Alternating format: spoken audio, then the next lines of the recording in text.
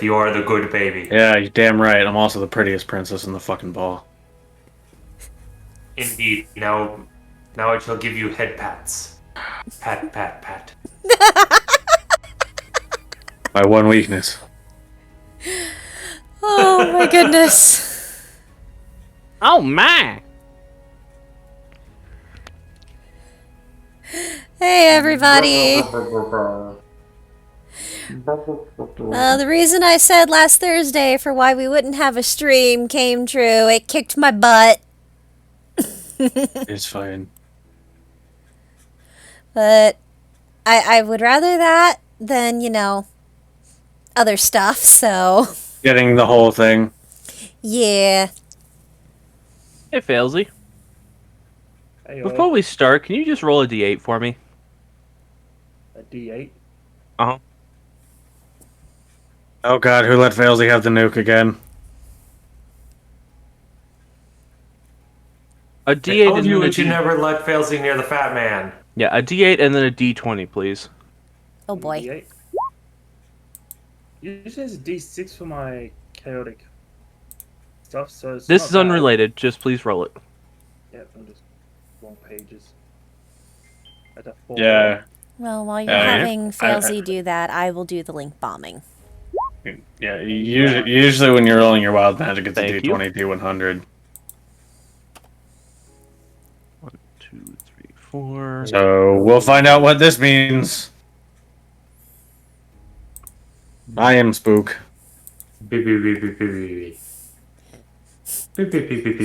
Meanwhile, Armich is having a grand old time with that Cat. kit. Just give my cat a good cuddling. This is where we find out that whatever scrying people have on Felzy is currently unavailable right now, and they're freaking out.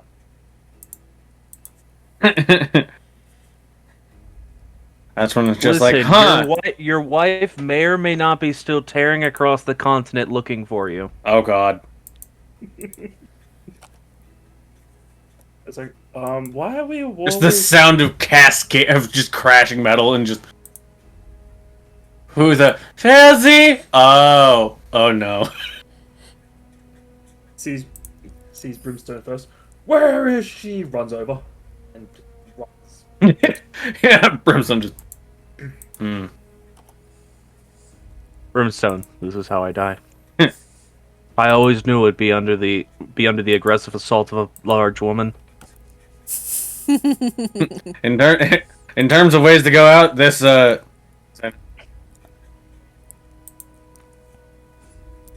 mean, I always figured it would be my dad, so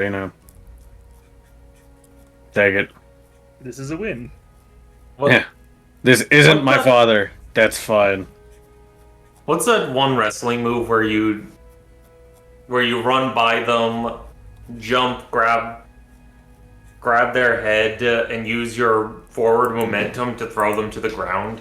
I got no fucking idea. You've described about 5 wrestling moves. I don't know, but Eddie, continue the statement anyways, I guess. I picture like Brimstone's the first one found, and Jamel just runs over and power bombs him. Eventually holds up a sign in the background of 9.8. He dies next. It turns out Jamal is also chaotic evil and fails. He just called her in to kill us all while we're inconvenienced. I do not know what Jamel's alignment is. Probably Are you should. thinking? Adorable. Are you thinking of a diamond cutter armored? Might be. Let me find an image of it. Oh, fuck. We're just sitting here trying to figure out this frickin' wrestling move. This Look. one? That sounds about right. Yeah. Yeah, that's called a diamond cutter. Don't ask me why. I must put your face in the ground and cut diamonds. Oh shit. Damn. I don't know. Shit's weird. There are a lot of really weird wrestling moves. Yeah. Yeah, there are. The Panama Sunrise is one of my personal favorite weird wrestling moves.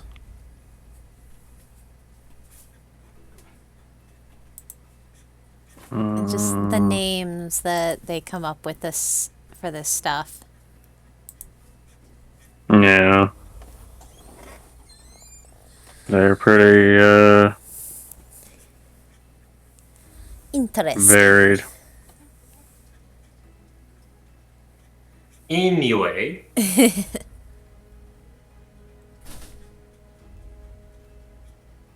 Yes.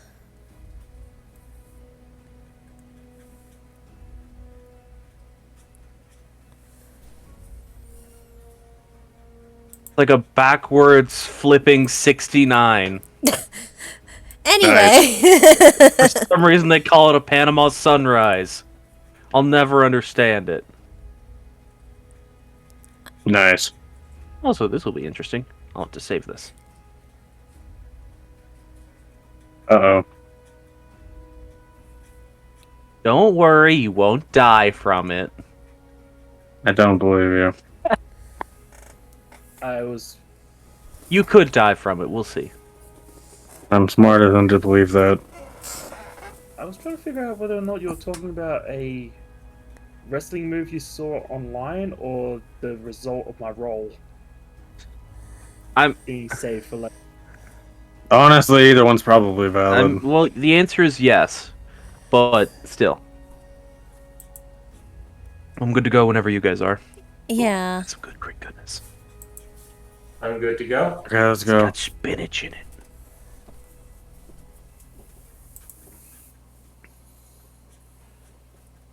I can't see green, but man, can I taste it. Okay. It's probably a good thing Felzy is oblivious to be of what's scrying her. Possibly. Introduce yourselves! Hello, everybody. I'm a hunter.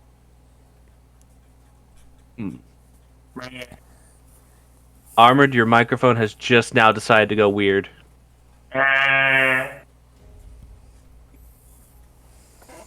It's giving up on life. And to that I have to say, same. Well, we'll get it sorted out. Anyway, Yes, hi, hello. I am Danny Boop. And I do the strum. And we're just here to have fun.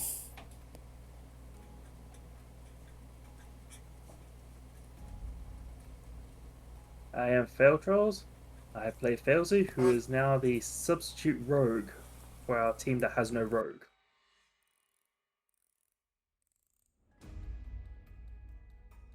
Yeah, it's I interesting. am Mazoja. That's fair. That is all you need to know. Ah. So you're a nerd. I don't really think that's up for debate. That's true. Yeah. Your team has a very niche set of skills, and most of them are magic. No. Magic and martial. That's what you guys do. We have magic and a gun. Bad ratio of classes, all things considered. But you still have no true muscle. And we also lost the baby. Yeah, we'll fix that eventually. Fucking better. All right then. But yes. And hello everyone, I'm Ash, the DM. Last time on the Scattered Realms, Session 59, our band of intrepid adventurers, Javinche the Human Dancer, Morgan the Hexblade Warlock, Felzy the Sorcerer, and Brimstone, he who has ground gears, The party ventured further into the depths of the towers, finding treasures locked behind strange spinning blade entrapments, teleporting mishaps, and magical assault from all sides, until they have now reached their current point, face to face with blades of whirling amputation. Tasty. So yeah, we're picking up from where we left off last time, of you all just getting into the viewing point of the room with these massive clock hand-like blades spinning around, making traversal of this area dangerous. Setting the scene here, since Failsy, you're at the front, go ahead and make me a perception check. Skip. I really need to get some glasses for Failsy. Use your eyeballs. 12. Alright. You know, this makes sense. The main thing that catches your eyes immediately, Failsy, when you look into this room for the first time is that book you can see sitting pretty much just underneath these whirling blades. Book. Information! Give. Alright then. But yeah. It's actually the clearance between that book's cover and this blade that spins past it occasionally is probably less than an inch. Or it's this blade that's spinning at the lowest point. Because So, each blade is spinning at a slightly different elevation. This blade is spinning almost at ground level. This one's what would effectively be at knee to thigh level. This one is at chest level. And this one is at neck level. To the average person, I'll say. and the center point here, how tall is it? That central dais is... It's about as tall as a person, so... Well, it's a little bit taller than a person. Oh, crap. Because it is where all of these blades are spinning from. How tall's the roof of this room? You do not currently see the roof of this room, Okay, so it's pretty tall. as far as you can assume. And However, just... I'll say this. Along the... Give me the ruler, because it's a lot easier to point with the ruler. Along the edges of the room, there are more of these spinning gears. So if you're thinking to try to fly around this room, you'll still be at danger of your wings getting caught in a gear that's turning around. fair enough. And how fast are these big sword-like blades going? Each one is spinning at different rates. Terrifying. Yeah. This one is probably spinning the slowest, and it gets faster from there. Wait, no, sorry, other way around. I'm dumb. This one is spinning the slowest, and then it gets faster as they would be going down the totem pole.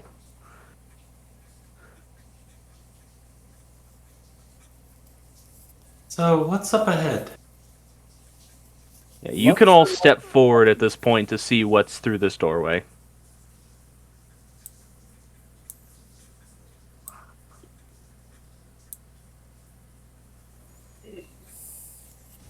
I will say also the only reason why you guys can see that there is a button up here is because the platform you are currently on drops down onto this gear.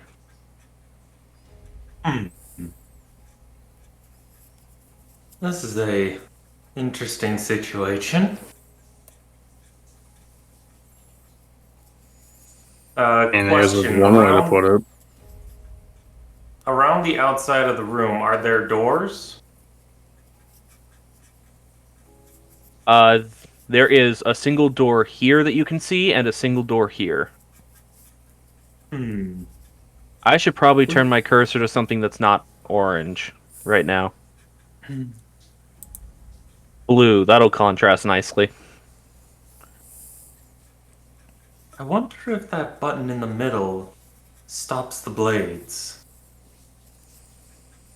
I don't Seems fucking like the know. safest Maybe. point. Maybe it'll slow him down. Is the floor gear turning? It is very subtly. Like Well, it will occasionally do a single notch rotation, but it's not enough that would impede your all's movement on this thing.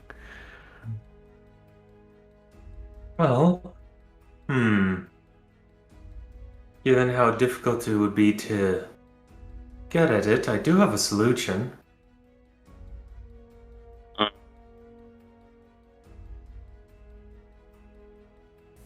What's that?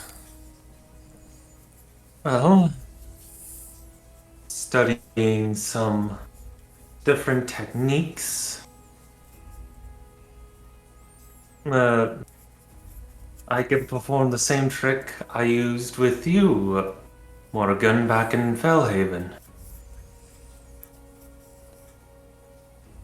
Where you suddenly advance towards that Hydra thing. Okay, and you're saying that can get you onto the top pedestal there? One of us, at least.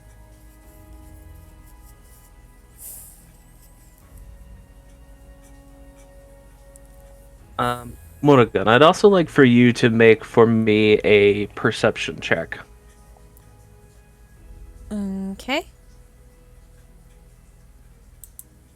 To wait for the result. 17. 17. Pretty good roll. You're not sure why, but there is something about this room that is making the hairs on the back of your neck raise up.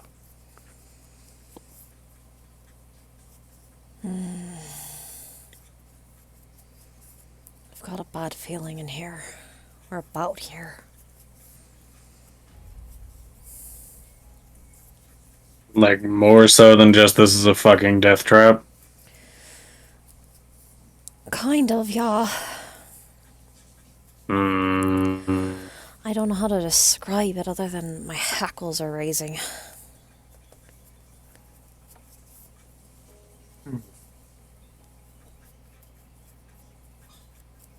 I mean, that's a good way to put it. Actually, as he says, death trap, immediately you sort of clarify on that sensation you're feeling. Mm-hmm.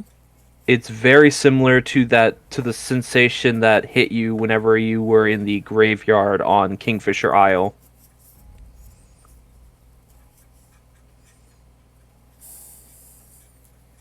Where there were lost and wayward spirits. I think I've been done what it is that's making me feel uneasy here. I hate to use the term, but there's ghosts around here, most likely. You know, I found I can't really shoot a ghost very well. The old expedition team, perhaps? Fucking probably. Most likely. I'd be kind of pissed if I got killed by a fucking clock tower. I think that's how ghosts are made. They're unquieted. They haven't been pacified or just haven't moved on.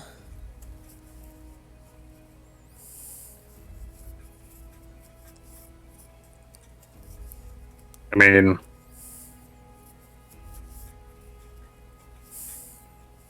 that makes sense. I wonder if that book has any information for us then. I mean, probably, but picking it up might make the ghosts mad, and again, I can't really shoot ghosts very well. Well, not with this gun. I mean, maybe with the fancy shiny gun, but I don't want to use the bullets on that. Either way, it probably would be best if we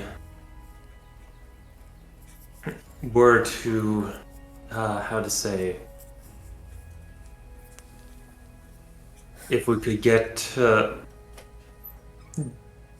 we could disable or reduce the risk of the trap before we try to venture out and grab anything.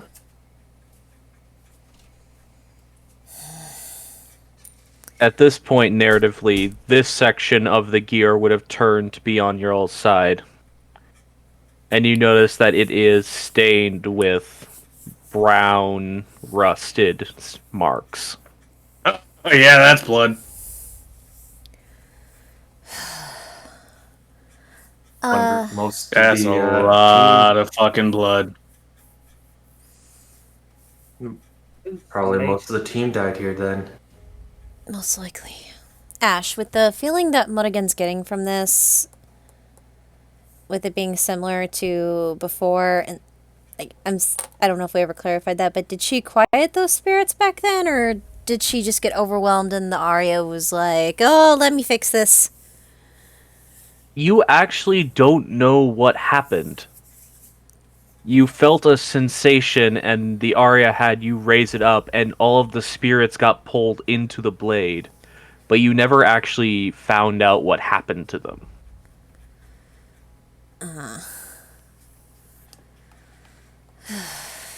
So the Yara just went, mine now. Like I'm just trying to figure out if my character is getting the feeling that she should try to do something about the spirits before we do anything else.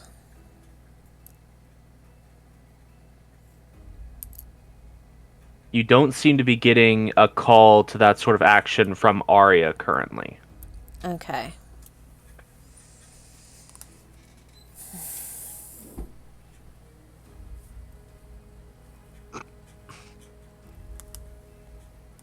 I'm gonna try and slide that book out from underneath the blade using Mage Hand. Alright. Can you pop Mage Hand up into the chat for me real quick? Yush.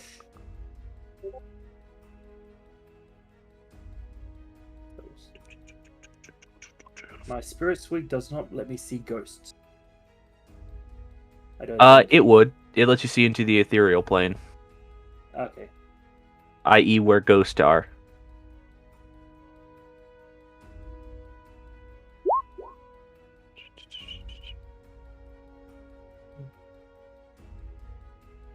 Okay, 10 pounds. Okay. I want you, because this will be very difficult to do. I want you to make a make a spell casting ability check. So I guess for you that would be a charisma check.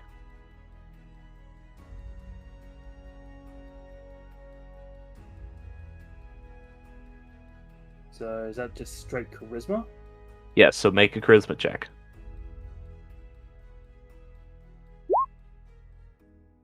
9. Unfortunately, as you try to pull the book out, as you start sliding it, the hand drifts upwards slightly and is immediately sliced by the whirling blade. How rude. You Let get me the just- sensation that there's not really enough clearance for you to try something like that, at least with that blade spinning the way it is. Let me just try this. So, Vinci will get kind of close to the edge and start doing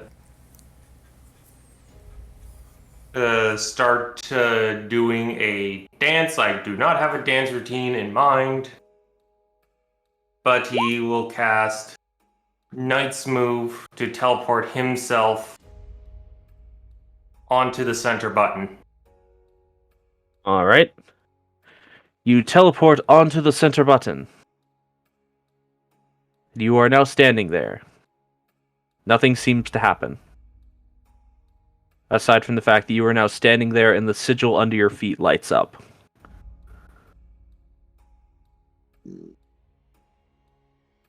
Hmm. Was that supposed to do something? Well, I thought it would potentially disable the clock hands, but it is reacting to No. me, but it's not doing anything. Yeah, it might be an all or nothing kind of situation. You gotta activate all three of them to get them to stop, but that seems really annoying considering, fucking spinning blade bullshit. Don't imagine you Well, can exactly do that very often. I can only do it once more. Yeah. I How might many, need that more. to use the spirit swig, how many? Is it just drink the whole potion? Yeah, it's Or a do I? single-use potion. Okay. Unless otherwise stated, potions are single-use.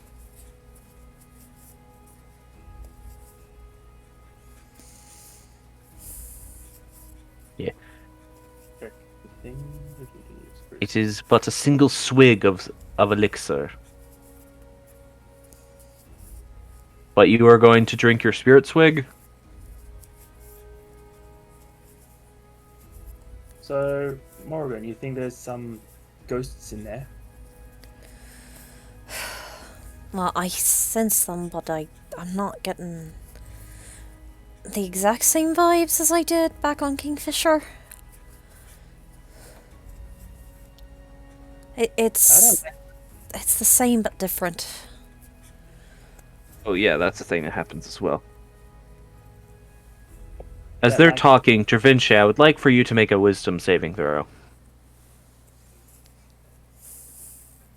Oh boy, Oh no! that Oh shit! Alright. Eventually, you lose your character for 5 turns while he turns evil and fights the rest of the party. Not quite. Not quite, not quite. However, you all, as you're discussing this, you do suddenly hear Dravinci start screaming in pain as he drops to his knees on the platform he's currently standing on.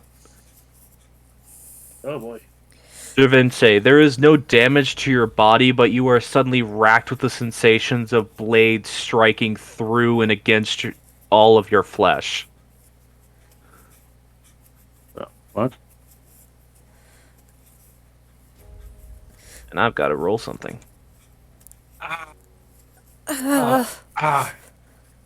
Fuck.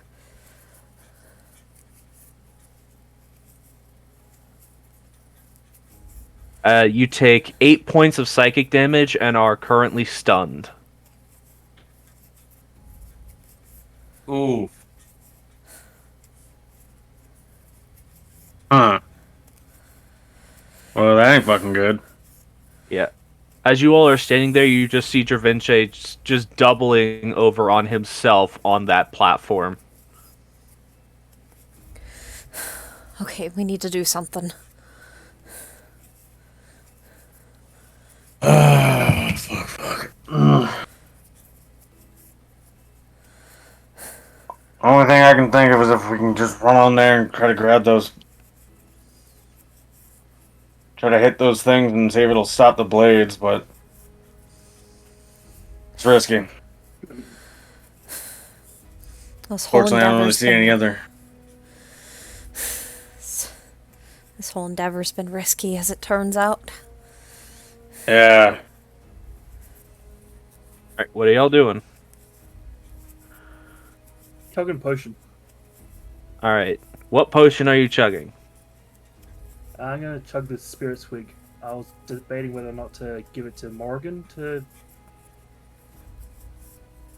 deal with ghost bullshit, but I've got ranged stuff and I don't have to get near the center, unlike she would. Alrighty then, let me find some ghost PMGs.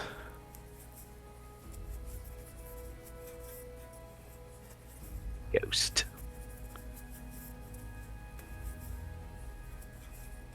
Okay, so there are ghosts.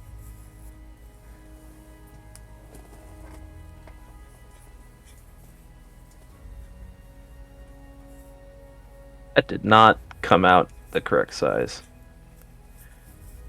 Shrink, gosh darn you.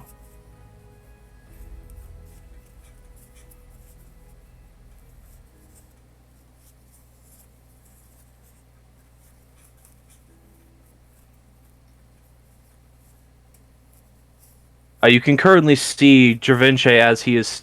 I need to put on some more actiony music.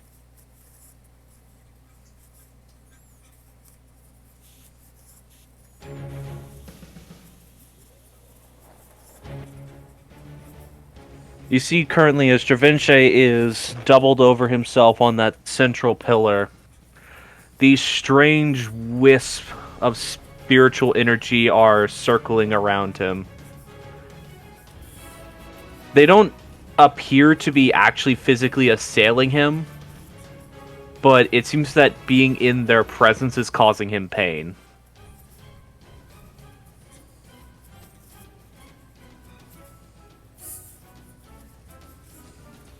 And go ahead and make a perception check as you're standing there now with your ethereal vision. Perception.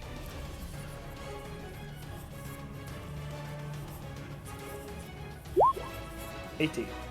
Nice. I have You spirit bosses. Yes.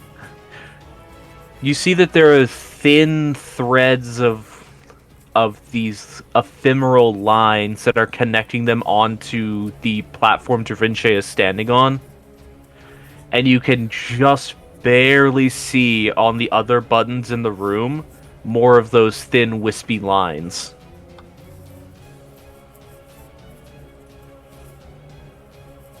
As if like there might be some more ghosts hiding underneath the buttons. You could assume as such.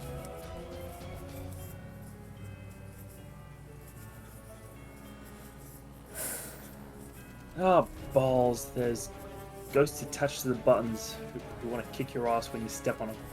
Yeah, Alright. it fucking makes sense. That would be That would effectively be Failsy's action in this situation. Drink potion, assess situation. Would you like to attempt to move, Failsy? How dangerous is the longest blade? Let's get a ruler out here. It's a 20-foot long sword, spinning at high speeds. I mean, how speedy is high speeds? I don't have a good representation for that, Failsy. It's spinning at a speed that you could potentially dodge it. I'll say that much. And that one is head height? That one is chest height. This one is neck to head height. And it is spinning the slowest. Oy vey.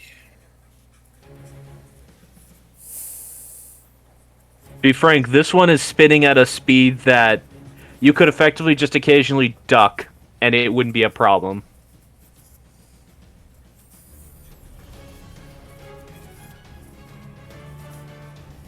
Right, but that's your go, then. Unless you want to move. Not as yet. Alright. If you do not want to move, Dravinche, you've currently already taken your action for the situation. Unfortunately, it's gotten you in your current situation. Morrigan and Brimstone.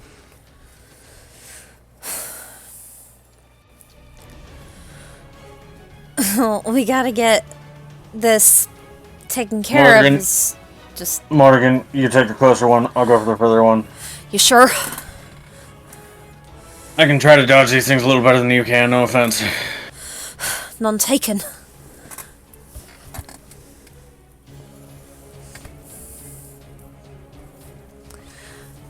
Right. Alrighty then. So I guess, with that being said, I would be heading for this one, or whatever narratively would be the closer one. Yeah. Okay. Assume that the point that the gear is represented on the map is the point that you guys would be jumping on it. Okay. Okay. So, Because the central pillar that Dravinche is standing on does not move in the same way. how do I do that thing where I can be on the different bits? Hold Alt. Yeah, When hold. hold Alt when you pick up your character, and then drop your character, and then release it. Yeah. Okay. Yep. Alrighty then. As you are moving into that position, please make for me either an athletics or acrobatics check of your choice. That's going to be acrobatics because I actually have a modifier. Fair enough. Fair. 11. Alrighty then. You're going to still take some damage, but you do manage to avoid... You do manage to avoid the two slowest blades, which are, luckily, the ones that would probably be almost immediately fatal. But you're not able to avoid the... or not able to fully avoid the two faster blades. Okay. Ooh, really bad damage roll, though. You only take 3 points of slashing damage as you manage to get yourself onto that pedestal, and it lights up underneath you. Your toes get nicked. Ah, it got me. Little Nicky toe. Interestingly enough, these ones, your proximity seems to be triggering them. You don't have to be standing directly on top of them. So it actually is allowing you a little leeway to dodge around without turning off the trigger. Okay, she'll just shout over to Brimstone. You just have to be near it! That's more convenient. Alright, what you doing, Brim? I'm gonna have to dash to make my way over there. So I'm gonna do that. Acrobatics check. 16. 16. Alright, you managed to avoid all but the smallest blade as it just comes around and clocks you in one of your shins. I actually picture it's just he doesn't have enough room, so it's just like fuck it, I'll take the smaller one. Yeah, it's also because you're having to dash over there. You pretty much run straight along this line, and there's pretty much no way to avoid this much larger blade and still avoid that smaller one at the same time. Exactly, and at that point, it's just like I'll take the smaller one. It might hurt less. Ooh, unfortunately, it doesn't. I rolled a single damage die, but it was a 6 on the die. So you take 6 points of slashing damage. Okay. Luckily, it doesn't completely break through your shin armor, but man, does it smart. And as soon as you stand on that platform, I need you to make a wisdom saving throw. Okay. Wisdom save. How come I didn't have to? I'll be That's a explaining fail. that in a second. That is indeed a fail. However, that one does light up. Copy. Paste.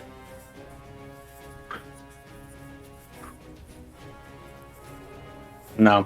No. Well, I was like, I forget if potions, if we do it as a bonus action or not, but it doesn't make there would have been no time for me to have done so in all that action. So No. Alrighty then. Failsy, as you're watching this situation transpire, you watch as both Dravinche, as he stepped onto the plate, those spirits, well, you didn't actually see them approach him, but you see now as they are closely circling around him. The same thing happens to Brimstone. The moment he steps on that plate, the 3 of those small wisps of creatures emerge from the plate itself as it lights up and starts curling around him. Speaking of which, I need to roll the damage for what you take as psychic damage. You take 5 points of additional psychic damage, Brimstone. And you are stunned. But interestingly enough, as Morrigan is standing on the plate, these spirits are very gently circling around her at a distance.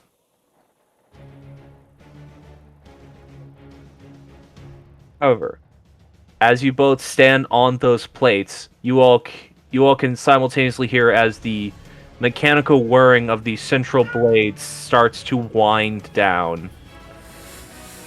There will be one more round, though. At the start of your turns, Brimstone and Travinche, you can make another Wisdom saving throw. Morgan, go ahead Okay. and make a Acrobatics or Athletics check for me. Acrobatics. Ah, 7. Alright, you managed to avoid the worst of them, and luckily the damage goes down. Brimstone, you are stunned. You don't get a chance to avoid any of the blades coming towards you. Oh, well, I'm unconscious. Luckily, because they've slowed down, their damage has decreased quite a I bit. have 9 HP. I know, I still have to roll. I'm just saying, I'm likely unconscious. It's fine. Right. I don't have good wisdom saves. I don't mind. It's just I'm probably unconscious. Alright, you take 7 points of slashing damage, Brimstone. And then the psychic damage. Yeah, that is the thing as well. Yeah. Yeah, Brimstone, you go unconscious. Yeah, just Da Vinci. Yeah, unfortunately, Da Vinci, you also do not make the save against the stun. Oh, it's a good thing he doesn't have to deal with blades, though. This is true. Yeah. You take 6 more points of psychic damage as you can watch off to the side as Brimstone suddenly drops. The blades first catching him as he's unable to move his body, and then fails you. Wasp, you will actually can see as these circling entities, they seem to be draining some sort of ephemeral energy out of him.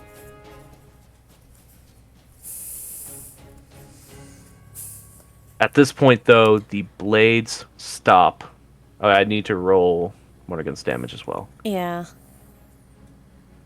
Also 7 points of slashing damage. Your damage roll is unfortunately slightly better I'm than still Mid's up. was. Alright. At this stage, though, the blades have stopped, and Failsy you can see as these wisps of energy start to move away from your allies. Actually, aside from the ones around Morgan.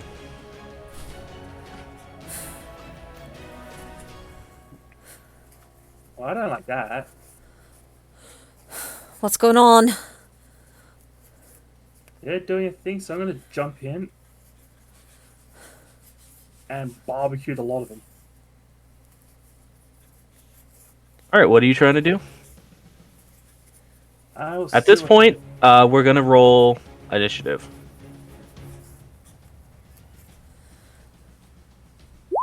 Oh boy. So I stay back where I was. You can jump down, but you jumping down is what's triggering the initiative, pretty much. Got a nat 1 on initiative. Could be worse. Could be worse. Initiative. Oh, I probably could have waited to roll until I was conscious, but That was he's ready to No, do you shit. do need to be part of the initiative because you need to make that saving throw. yeah, that's also true.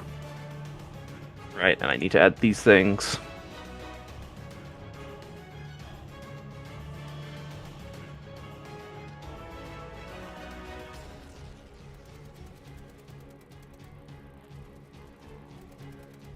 Sending order.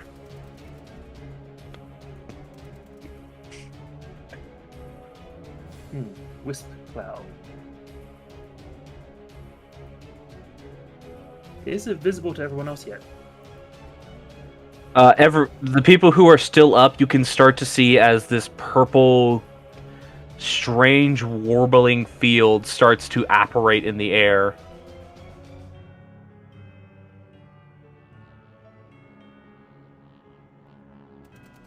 Morrigan, you can almost swear you see faces on it. Oh, that's not good. Alright, Failsy, it's your turn first. Was deciding on which kind of spell. I think I'm just gonna blow this up. Keep in mind your allies.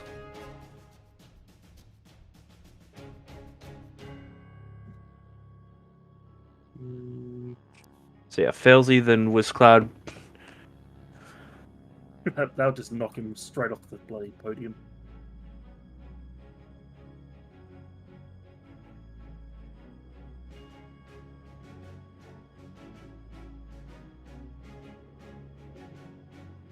Do it right there. Mentally, I'm just trying to remember if it's any element, like any type of magic hurts spirits. Um, Types of magic. Failsy's never had to deal with spirits, so don't think about that. yeah, that's fair. That's never been a problem for Failsy. Don't have fireball. I have acid ball, which is now ice ball. Oh. Liquid nitrogen nuke away. That was my acid wave. Just thrown off to the side so I don't catch everyone else in a giant spray of acid or liquid nitrogen.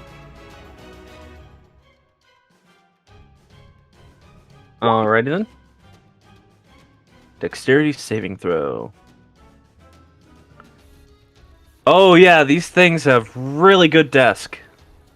Yeah, that makes sense. Forgot about that fight. They have a really good desk. Are they a CEO? Yes.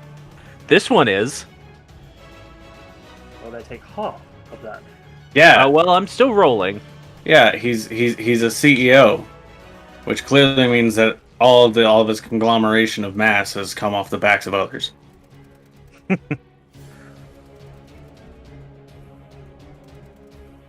Alrighty then. It's a cloud of eldritch offensiveness.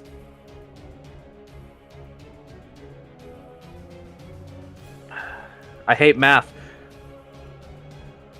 It just fails the saving throw. Ah. Surprising. It takes 27 cold damage. If it takes damage. It does seem to be taking damage from your magic, though it does not react as much as you'd like it to. Fuse back into each other. I forgot, there's a bunch of them stacked on top of each other right now. Go away.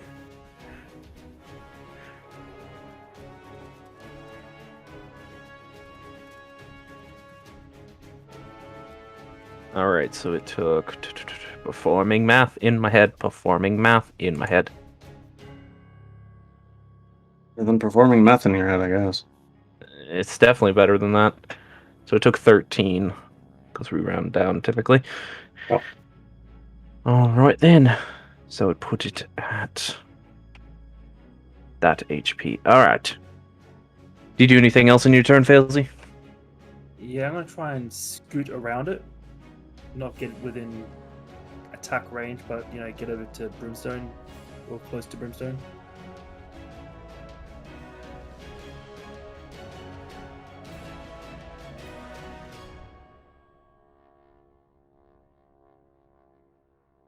Making my way around. Give me the thing. Try and get over here to try and get to Brimstone. All right. I'll be kind and say that your ice wave does not make difficult terrain.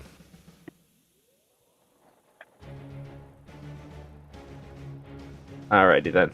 So you start moving around? Yeah. Alright, is that your turn? Yep. That's all I can do for this turn. Oh, alright. The Wisp Cloud. You watch... both Failsy and Morrigan, you both watch as this strange entity starts to randomly jut out in different sections as if there are multiple creatures trapped within a latex bag. And they're all stretching to try to push out of it. And it is going to... I'm going to roll a d4 to see who it goes after. Failsy, Brimstone, Dravince, Morrigan. In that order. Morrigan with a 4 on the d4. Oh, joy. Hey, man. Honestly, I'd Morrigan. rather it come after me than you. Yeah. Or Dravince. Dravince's still stunned. Morrigan, you watch as this creature bending and twisting in unnatural shapes and forms as it moves towards you. It seems to pause for a second as it reaches you. Several of those not quite formed faces twisting and looking around you for some reason. But you cannot see what it is looking at. But before it seems to really even have a chance to process what it's thinking, one of the ghostly limbs reaches out and tries to grab at you. What is your AC? My AC is 18. All right then. You manage to duck away from the limb as it reaches out towards you, an arc of static trailing behind it as it did so. Rolled really bad on that attack. Fair enough.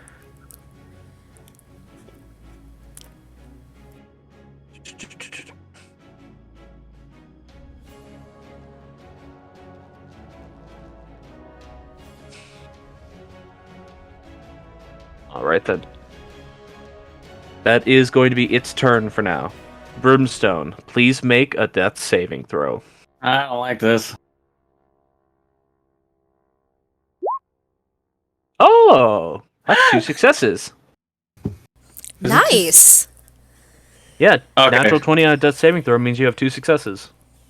I thought it was you're immediately up with 1 health. Nope, that's if you do it when you already have... That's essentially if you exceed 3 successes. Or at least that's how I've always ruled it. Okay, that's fine. Point is, Like, you're not if- dying. Well, yeah. How I normally do it is if you already have 1 success, 1 or 2 successes, a natural 20 will make you up and stabilized at 1 HP. Okay, that's fine. Okay. Otherwise, Yeah. it just is good to keep you from the dying part of it. Yeah, that's fine. Alright, Dravince. You are still currently stunned. You can make a wisdom saving throw at the start of your turn to see if you can break the stun. 15. Alright, you just break through the stun. Oh, thank goodness. Oh.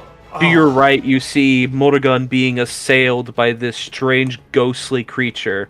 And to your left, you see an unconscious Brimstone with Failsy making her way towards him.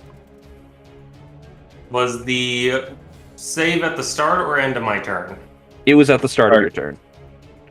Okay. It's at the start of your turn because otherwise you'd have no chance to try to avoid the blades afterwards. You just get constantly slashed. That's fair. And I changed that from the initial design of this dungeon because that seemed really unfair. Right. Nothing against the person who made this dungeon design, but that does seem incredibly unfair. Now it's been a running theme with this dungeon that moving off of a button causes the button to be disabled. True. So he's unfortunately very limited for options.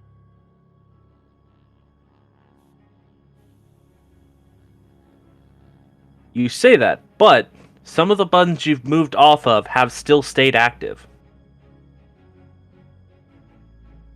Well, yeah, I guess the very first one. No. So.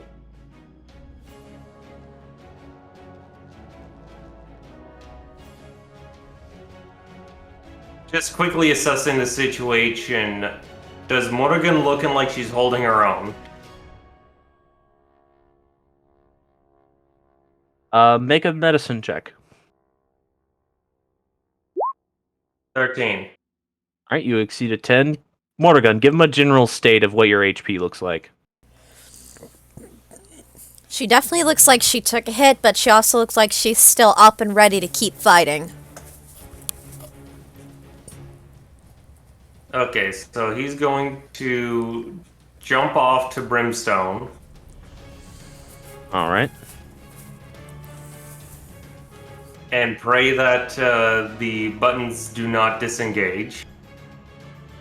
you start hearing a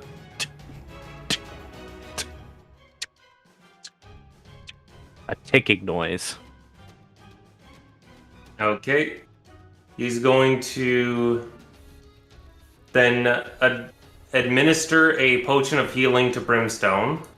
All right, then. Administering a potion to someone else is an action. Yes, that's going to be his action. All right. Roll that potion. 2d4 plus 2. Brimstone, you get 9 HP back. Ooh, good roll. Nice. All right, Brimstone. Suddenly alive.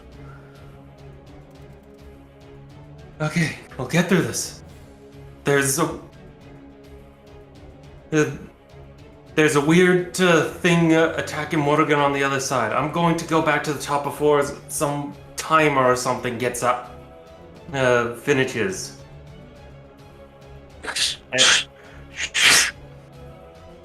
And Da Vinci is going to try to get back on top of the dais. As you're administering the potion to him, and you're speaking to him, you can all hear in this room as this door suddenly slides out of the way. Is the ticking still going on? The ticking is still going on, but this door and now this pathway are clear. I wish I had a version of this map where I could actually move the doorways. That would be really nice. Yep. That is not a thing I can do. Do I need to roll anything for Da Vinci to get back on top? Or would that just be movement?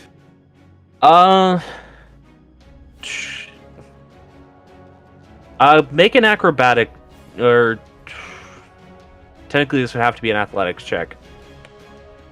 Because you're essentially having to do a standing jump. Yeah, you're good. You can get back up there. As you stand back on the platform, you hear the ticking stop.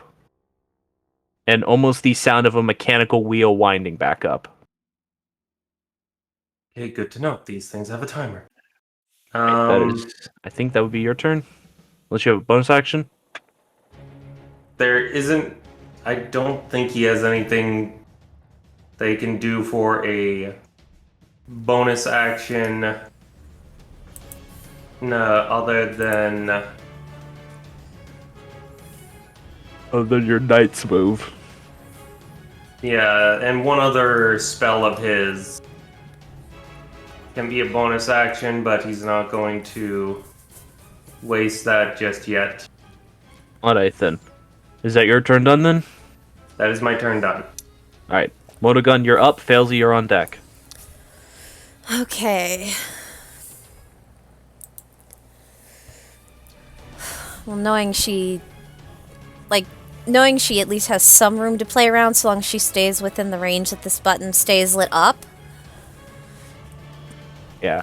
You can essentially play around within the 5 feet of the button. Okay, Unfortunately, it's not lined up with a square, but essentially as long as you stay in your current square, you would be good to do whatever. Cool.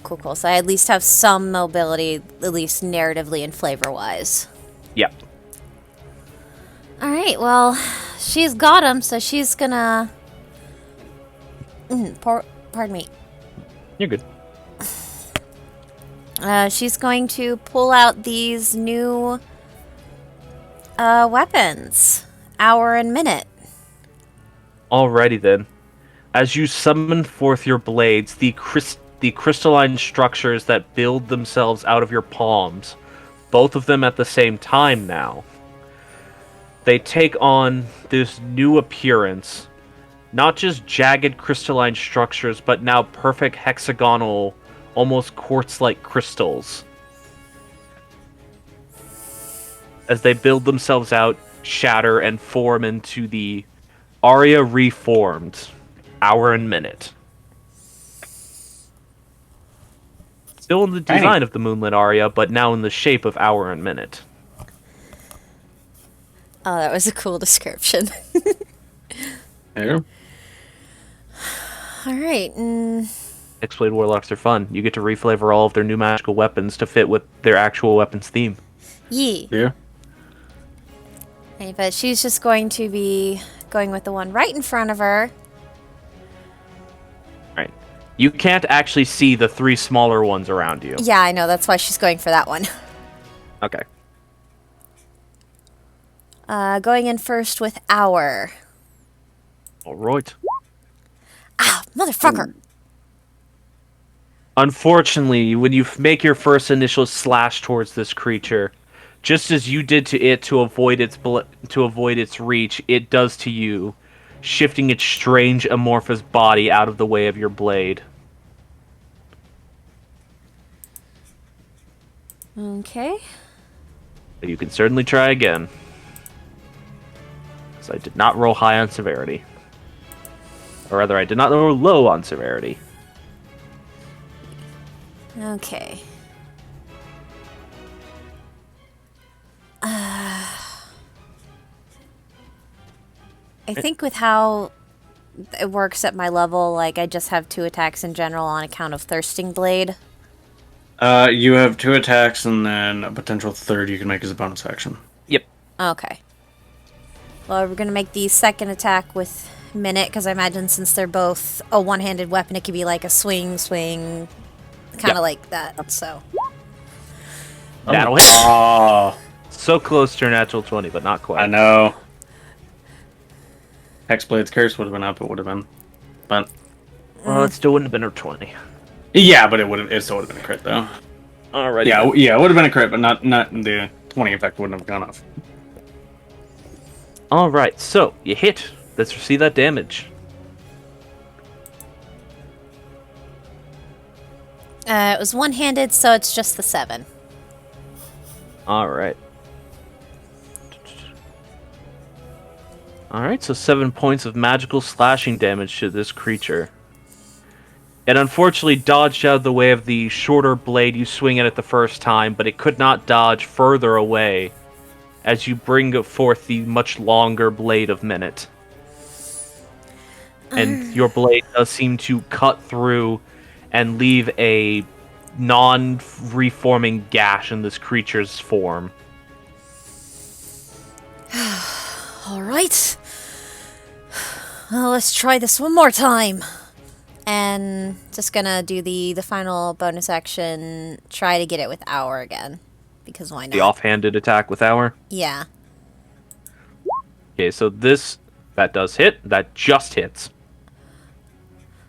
Oof. This will not have your charisma modifier on top of the damage. So I don't think you have anything that adds it. No. Not. No, No, that's that's a fighting style thing. Yeah. So. 5. So still 5 points of damage, not bad. Yeah. That's. Yeah. Aside from the subtracting the modifier for that, that was like almost max damage for Hour. Yeah, it was. Good shot. 3 quick slashes in succession. First with Hour, it dodged out of the way. Then with Minute, it can't quite form itself out of the pathway of that blade. And as it's trying to recoil from the slash of Minute, you bring back around Hour and drag it up through its body, leaving it in a not too happy state. Are you staying put? Yeah. Alright. Failsy, it's your turn. Well, seeing that Revenche jumped in on what Failsy was going to do, it's going to skid across the ice and change direction and head straight for the gaseous cloud. Alright. There's a sword between you and it, but it's fine. I'm going to head to that here. Alright. Use a bonus action to cast Elemental Breath to fill Failsy's mouth with fire and throw it up all over this thing. Alright then. Enabling it That's dexterity saving throw on its part. Yes. And what element did you say it was? Fire. Fire. Alright. It didn't seem to react much to cold. Alright. Alright, it does unfortunately make it save. So go ahead and roll your damage. Just double checking if I've got elemental breath. No, I don't. You don't have it. 3d6. Oh, yeah. I think meant that I didn't have a roll. Damage So roll for it. 3d6 of fire damage. Halved because it made it save. 7 Alright. total. 7, which would be halved to 3, which would, unfortunately, due to its actual resistances, be halved down to 1. Oof. So it is slightly You see, inconvenienced. It barely reacts to the fire as it creeps along its back.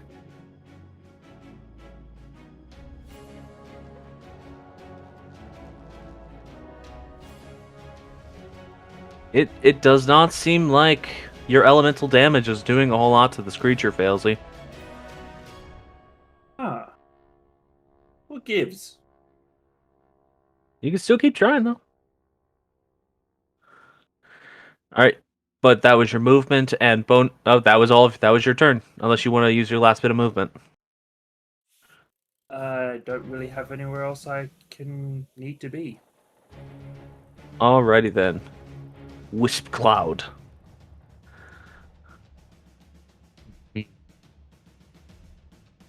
It's going to assess its options currently, and I'm going to roll to see who it goes after. Because it can be within both of your threatened squares without provoking opportunity attacks. Damn. Coin flip for me. 1, 2, 3, 4. Alright, 2. Morrigan, you watch as this thing, you slash into it a few times. And you watch as a gout of fire tickles at its back. That makes it slowly turn. It doesn't even really turn, you just watch the faces that you can barely see formed on your side sink into its body. And fails you watch as these faces just emerge out and look at you. Look towards you. Ew. Don't look at me with grubby faces. And it is actually going to... Morgan, you will get an attack of opportunity because it is going to move out of your threat square. I'm going to use a minute to attempt that. Alright, go ahead. Stab it in the butt. Boom! Fuck! Hell yeah! That's a fucking double nat 20. What the fuck? Fuck All yeah! right. Unfortunately, the secondary effect of rolling a nat 20 with this weapon does not apply because it would be over by the time your turn comes around. That's fine. But you do get nat 20 damage. Go ahead and roll them bones. So this would be the one-handed damage. Yeah, just 13. Hey, that's nothing to sneeze at. Fair enough. As this thing turns, you just take this opportunity to bring Minute straight down to the back of its form, nearly cleaving it in two. But it barely manages to pull itself back together and move towards Failsy.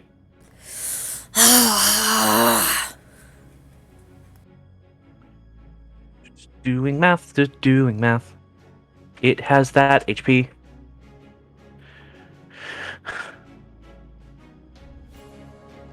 Alright. Oh, this will be a fun thing for it to try, because it's at low enough HP for it to want to try this now. It's going to move into Failsy's space. Oh, fuck. Failsy, please make a wisdom saving throw.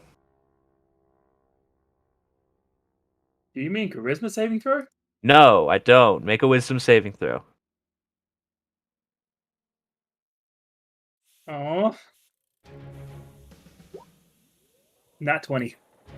Alright. You're able to resist as this creature, as it moves through your space and attempts to push itself into your body. Ew. And you're able to resist it. I'd like to flavor that as the slime inside me goes maximum occupancy, bitch. Pretty much. Get out. The Lotus Temple has taught me many things. Consent is one of them, and you do not have it. There's only enough room for one amorphous life form inside this host body. Get out! And and this gives me stuff. Alrighty then. That was part of its movement action on this turn, so it is still going to attempt to make a attack Jesus. at you. That mean. That's a recharge ability for it, and it's rare for it to recharge. That's fair. Didn't use it on Morrigan because it can't use it on Morrigan. Because Morrigan's scary. If it had used it on Brimstone when he was down, he would have instantly failed. Yeah? Alright, performing math, does a 14 hit Failsy? Good misses. I think Failsy has a 15. 16. 16, alright then. This Because thing is that, not rolling good for its attack rolls. because that elemental sorcery. Yep. Alright, Brimstone, you managed to push yourself back onto your feet. Just in time to see this thing try to go inside Failsy and for her to force it back out with sheer will. Okay. Potion for self is a bonus action, yeah?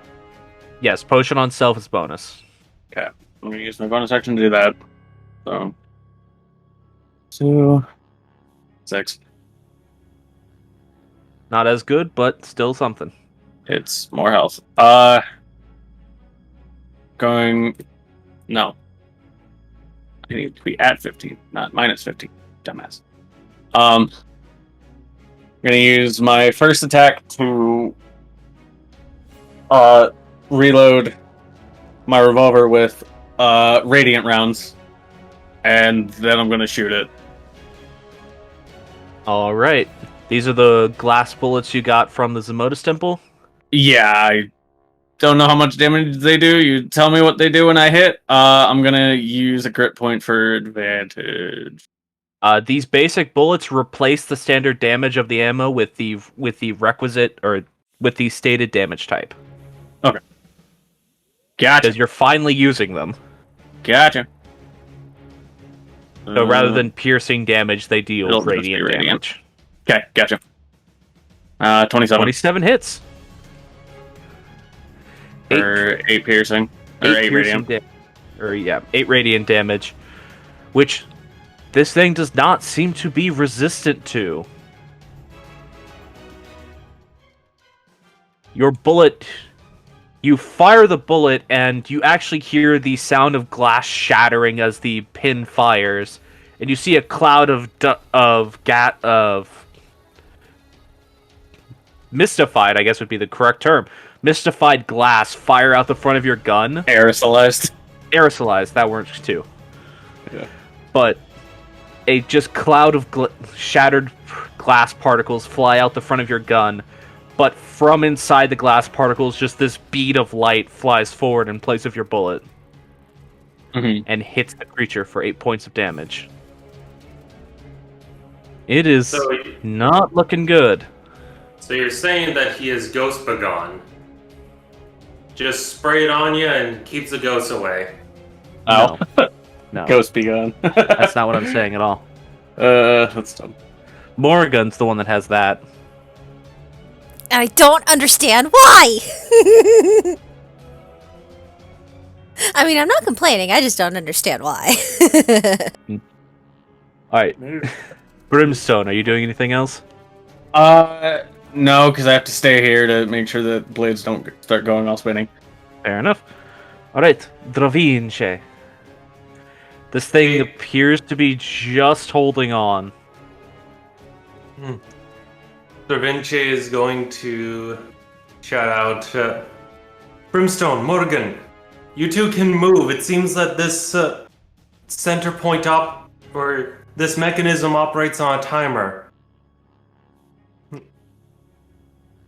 And He's going to look at this thing.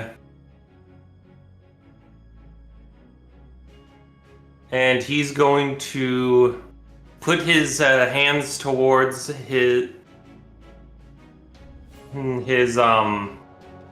headdress. So I know it's about to Or- happen. Yeah. He's about to pizza brain this mofo. Yeah. and going to cast the Scorching Ray. Yep. I'm in line with that.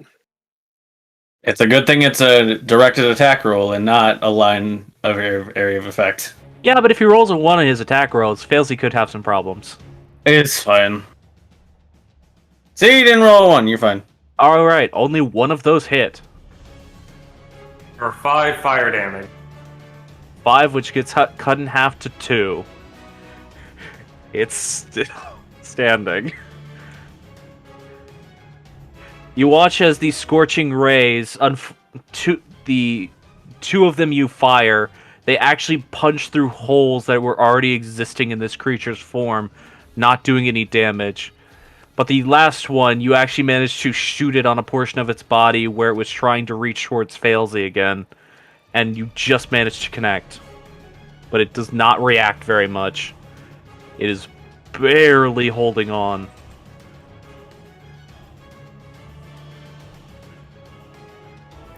Run up and finish it. Is that your turn, Da Vinci? That is his turn. Alright, Murugan. At hearing that, she's gonna nod, and I'm assuming this is at a point where I can kind of hop over it. Hop over or slide under. It's the one that's at thigh height. Well, considering her height, it might be better if she slides under it, because worst that happen is she'll chip a horn. Yeah. Yeah, so you judo slide underneath. I don't know why I said judo, that's not applicable here, but you slide underneath it. Combat slide. Yeah. You And press C while sprinting in a video game. Shh. and just as she's getting ready to start wailing out, she'll just say, "Failsy, duck!" What? And with minute. Fortunately, that misses. Okay. And go at it again with our... Ah, fuck. God damn it. Alright, I gotta roll for this one again. I know. I try to be all cool and badass and just nah. Alright, rolled above a 10, just misses. Does not hit Failsy. Failsy, processes you should really duck. Duck. What? A bit of hair gets cut off. Yeah. Sorry, what were you gonna say, Danny? I was gonna say, like, she processes that I told her basically to dodge. Dodge. Good thing that was the shorter one. Bro. Yeah. Alright, do you try to swing at it again with your bonus action? Yeah. Alright, give us a swing. Motherfucker. Unfortunately, the blade, each time you swing at this creature, it seems to be now trying to avoid you on its last dregs of unlife. What's the matter? I don't want to dance anymore.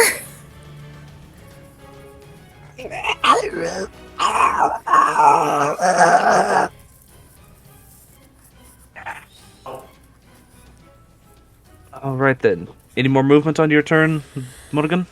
No, I mean, Da Vinci said it was okay to move, so she moved. Alright.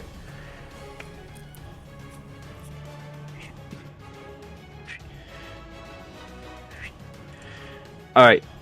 And Failsy, it's now your turn. This thing is getting a little personal. Fuck this thing. I aim my pistol at it. Alright. You aim your pistol at it.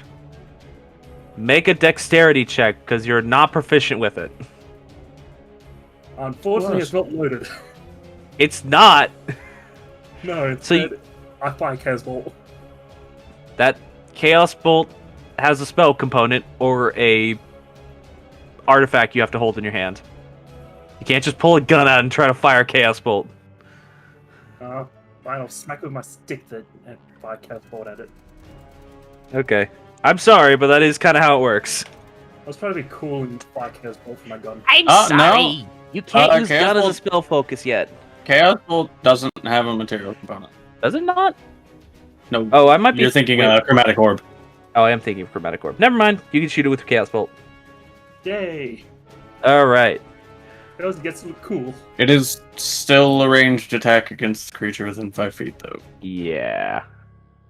Is that a? I always forget. Is that actually a thing in 5e? Yeah, Yes. That's a disadvantage, isn't it? Yeah, it's a disadvantage. Is it all ranged attacks or just ranged weapon attacks? Wasn't sure. I don't know specifically. I'm assuming it's all. The way I've always heard it is all, just because it's a lot of, like, something can just still knock your hand away even if you're casting a spell All right, then. and cause it to fire wide. All right, Failsy. Go ahead and make your Chaos Bolt attack at disadvantage.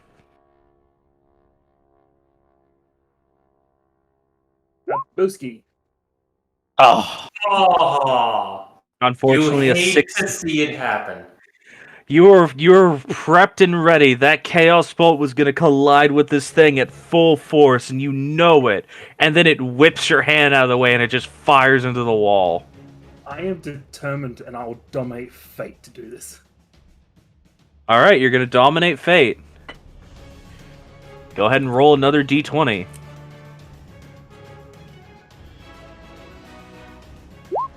$18. That's 26 then. All right then. You dominate fate.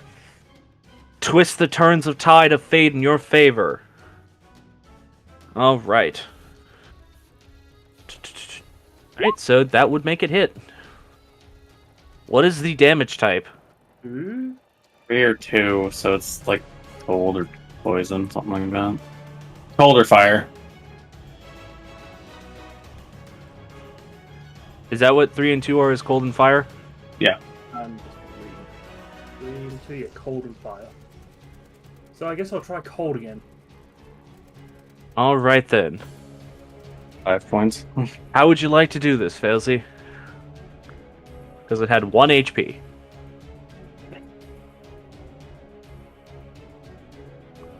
Elsie just jams her gun into the cloud and fires. It's like, get off! Fair enough. You pull out your gun and make ready to fire your Chaos Bolt from its tip, despite the fact that it's not loaded. You just like how it feels. You point it into this creature. Make ready to fire. You know it's going to be a great hit. It smacks your hand out of the way, and you're just like, no! And you smack its hand out of the way with the gun again and pull the trigger. And you watch as a blast of cold energy fires out the front of the pistol, and you see this entity's body slowly dissipates into just ephemeral energy.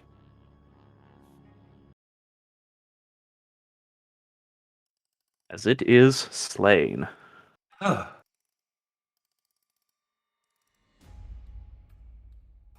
Wait, why aren't you on your button? Okay. I'm getting back to it Yeah, now. someone get on that button. Morgan just combat slides under it and gets back on the button. Elsie runs past and grabs a book. Alright. Felzy, go ahead and just make a... What's your passive investigation? Or your passive arcana? How do I determine that? It's 10 10 plus your... modifier. Yeah, 10 plus Yeah. your modifier in the skill. Oh, like a 16 or 17. 10 plus modifier. Okay. I'm on the wrong Yeah. page. 10 plus your bonus. My investigations is 6, so I guess 14? And what's your 16. arcana? Sorry, Arcana would probably be the same then. so 10 plus 6, so 16. So that's also your Arcana score? Yeah, that's Arcana and Investigation. Okay. That's the same. And what languages does Failsy speak? Natively, I've got Common, Infernal, Celestial, Abyssal, Draconic, That's it? and several Yuan-Ti subsets. Yeah, those are subsets of Abyssal and Draconic. Yeah. You've learned the base language and then the words that specifically UNTs understand. Yeah. And then the dialect. Languages Yeah. initially. You do not recognize the language on the front of the book, but it is not hard to Oh, fuck. recognize that this is a spell book. She doesn't recognize the language, then it's like, if it ain't Elvish, no, I don't know if anyone. Oh, If it's Dwarvish. yeah. I was like, Morgan knows another language. I don't know. Well, If- only Failsy has the book right now, so no one else has looked at it yet. I know. I'm just saying. Realizing this, Failsy is now sporting the biggest lady boner right now. She's just clutching it to her chest. Just this is mine. Can't have it. Okay. Is it What? is it more information about this place, or is it just failsy wants? Like Morgan's trying to be very clearly just having fun saying that just to lighten the mood after that. Failsy wants, Fair enough. but it's Brimstone does not want.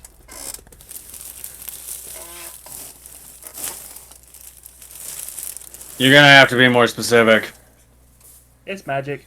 Oh yeah, don't keep it. I don't fucking want it. Alright, Da Vinci drinks a potion while standing on his dais. Not a bad roll there.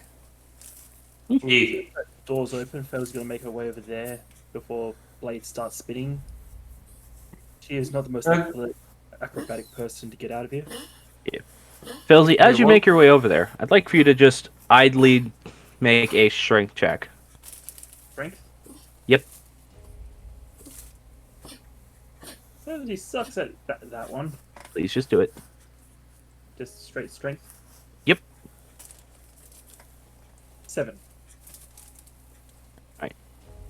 Oddly enough, as you push past the very ornate looking bladed hand, it moves.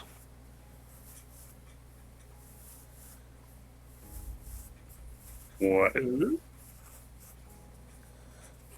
Tucks the spell book into a little spell book pouch. Yeah, even with just the barest amount of strength, it moved. Can I push this aside? Like, does it mean moved as in it? It's rotating. Like, where it was previously swinging like a blade, you can make it move along that track with very little effort.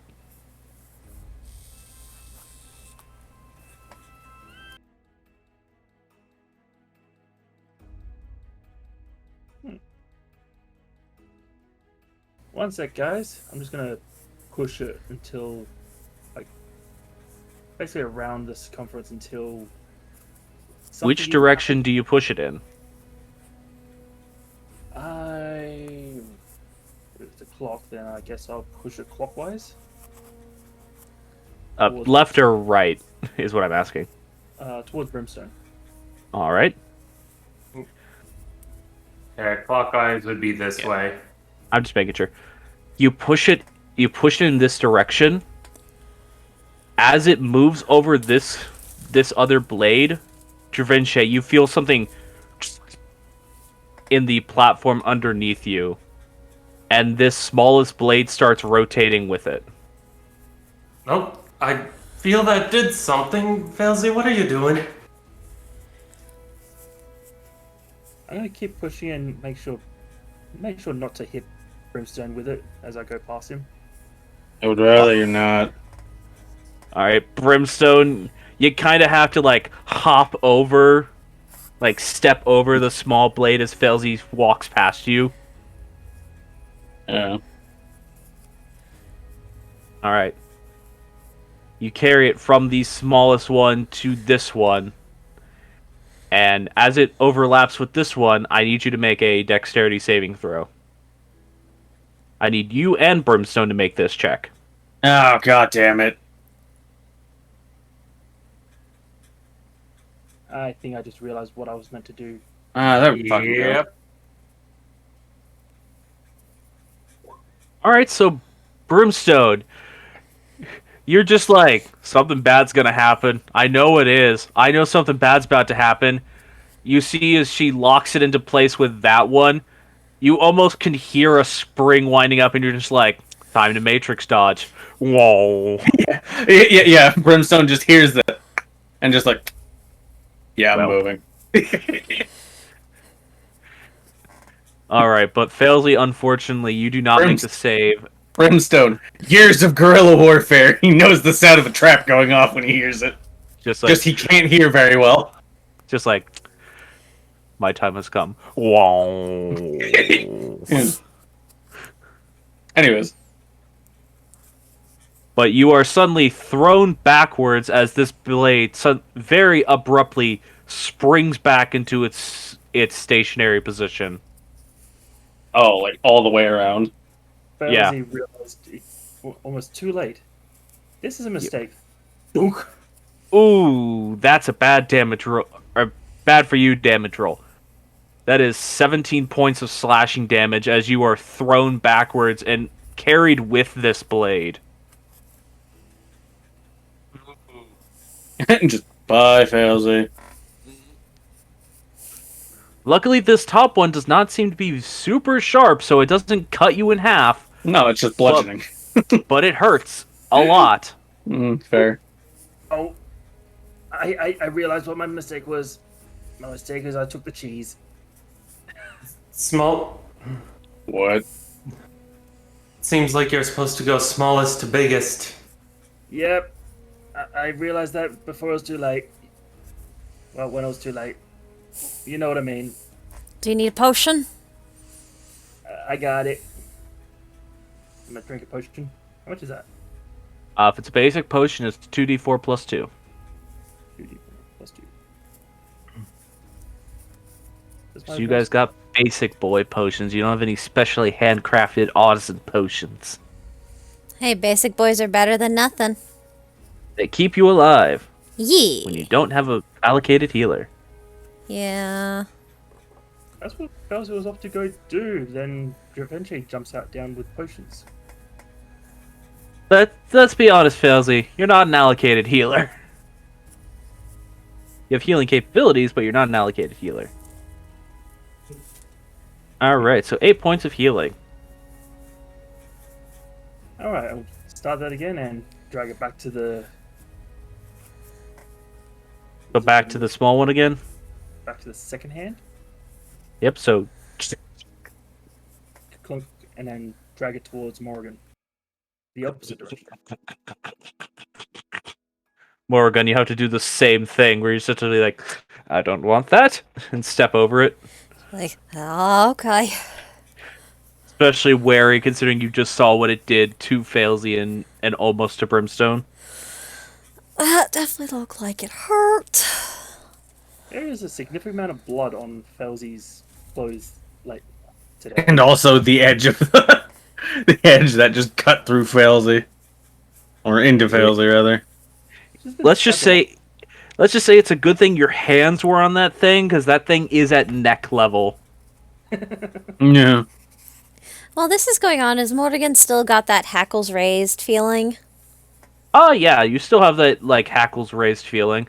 And by the way, Failsy, as you're pushing past her to lock it into place again, she still has those 3 wisps circling around her. I don't want to alarm you, but there's still ghosts around, but they seem to be not doing anything. We'll deal with that after. I guess I'll just keep pushing along where no one's standing to lock into the last one. Alright, this one you will actually have to make a strength check because there is now resistance as you're trying to move all 3 of these at the same time. Oh god. Is there any way to bullshit my crowbar into this? Not really. Would There's it be no way that you possible crowbar. for, since it would have picked up the blade by in front of Morrigan, for Morrigan to assist? Yeah, you could assist her. Okay. You feel like you can probably be off your pressure plate for long enough to try helping her. All right, let's do this. Alright. So, Failsy, make a strength check at advantage. Alright. Well, 12. You're pushing it along. It's not springing back, but it's not moving as quickly as you'd like it to. Dravinche, you start hearing that ticking sound. Yeah, he's keeping an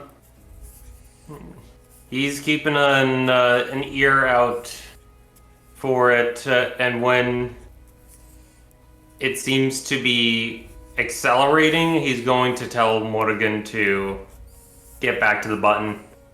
Alright then. Go ahead and make another strength check at advantage, Failsy.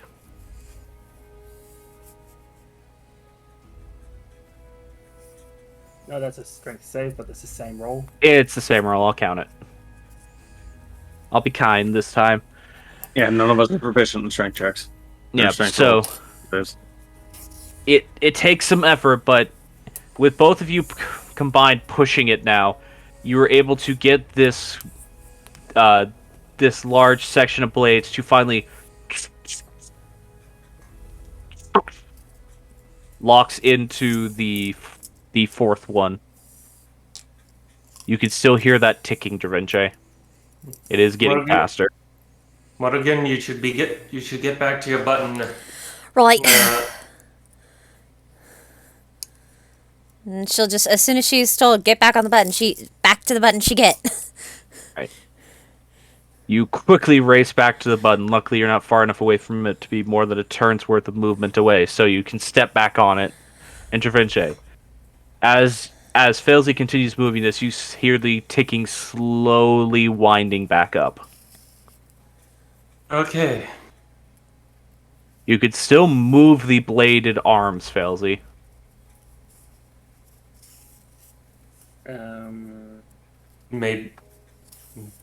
Maybe have it point. Which direction is north? It would be what is upwards in this ensemble of caverns. Okay. What if you move it to point in that direction? Like moving all the hands to be at 12 on a clock. Alright. I'll try that. I'll try and drag them Alright. to the place. Make a strength check. Not at advantage this time. Wiping off beads of sweat. Work those dragon muscles. I mean, muscles. What do you mean? We well, yeah. You can feel like your veins bulging on your neck as you're trying to pull it.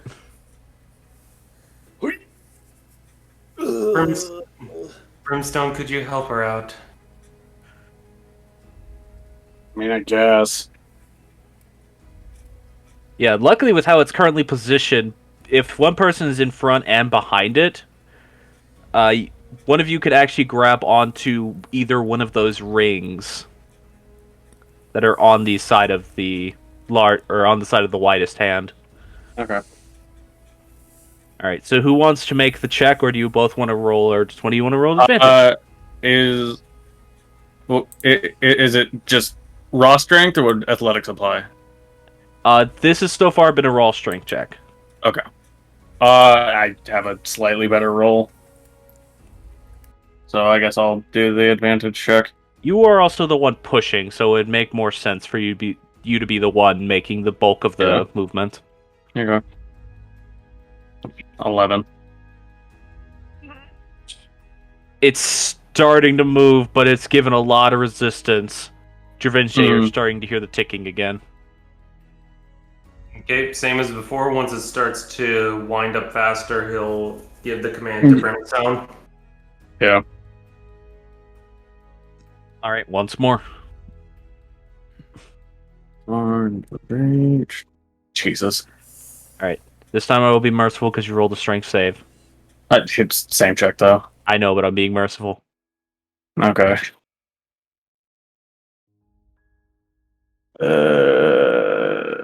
18. All right, 18. It is a slow process, and as they're pushing it, Dravinche, you're getting really worried at how fast this ticking is getting. But at the same time, they're getting so close to it being in the right position.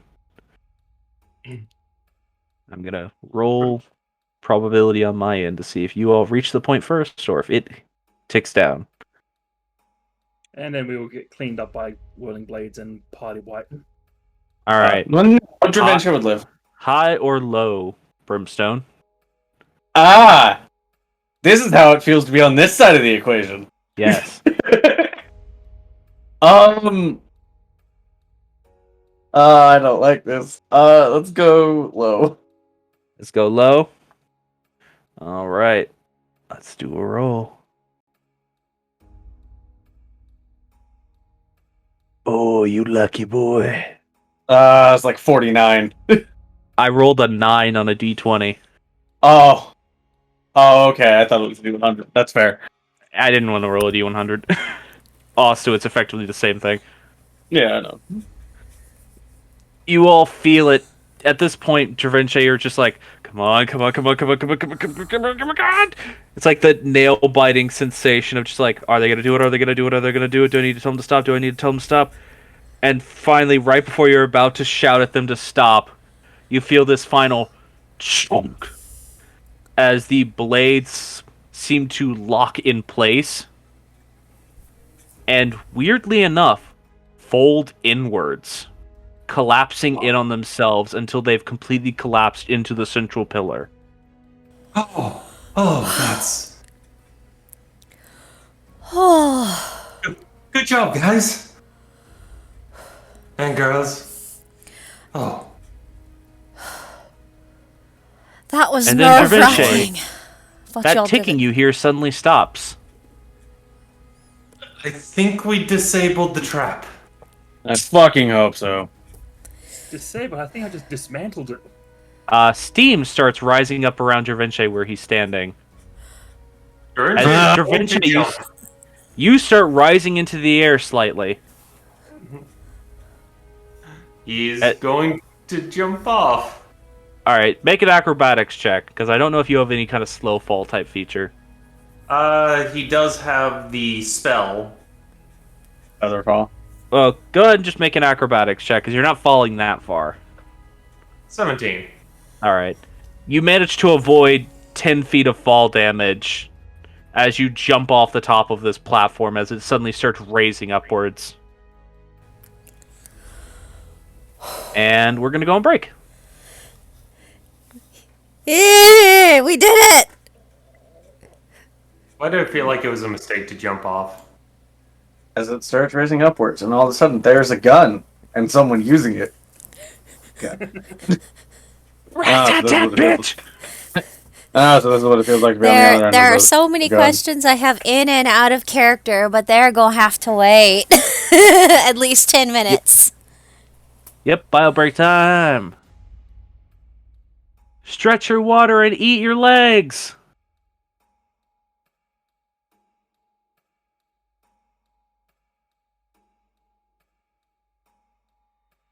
Hope everyone's having fun tonight. Yeah. It's been a while since we played, so I'm hoping it's being enjoyable. First time I've actually gone unconscious. Yeah, it's... No, it's... Okay, Dravinche, so no. I was gonna say, I think it's the first time anyone but Ket has gone unconscious. But then I remember Dravinche with the fireball. I don't remember if... I don't know if anyone else has gone unconscious. He did not go unconscious with the fireball. Did you not? I thought you did. No, I flavored it so that he had the wind and sense knocked out of him, but he didn't go unconscious. He was at like 3. Gotcha. Yeah, Brimstone was just like at the edge of it, like, God damn. Yeah. Brimstone just got hit with like the blast wave. This place is like the first place that's actually done significant damage to Failsy. Yeah, and Brimstone. Yeah, this is probably the first significant danger like area you guys have been through. In this dungeon is stronger than you. Yes, this is the point where we go. Do we go in underleveled? Do we need to go and grind a bit?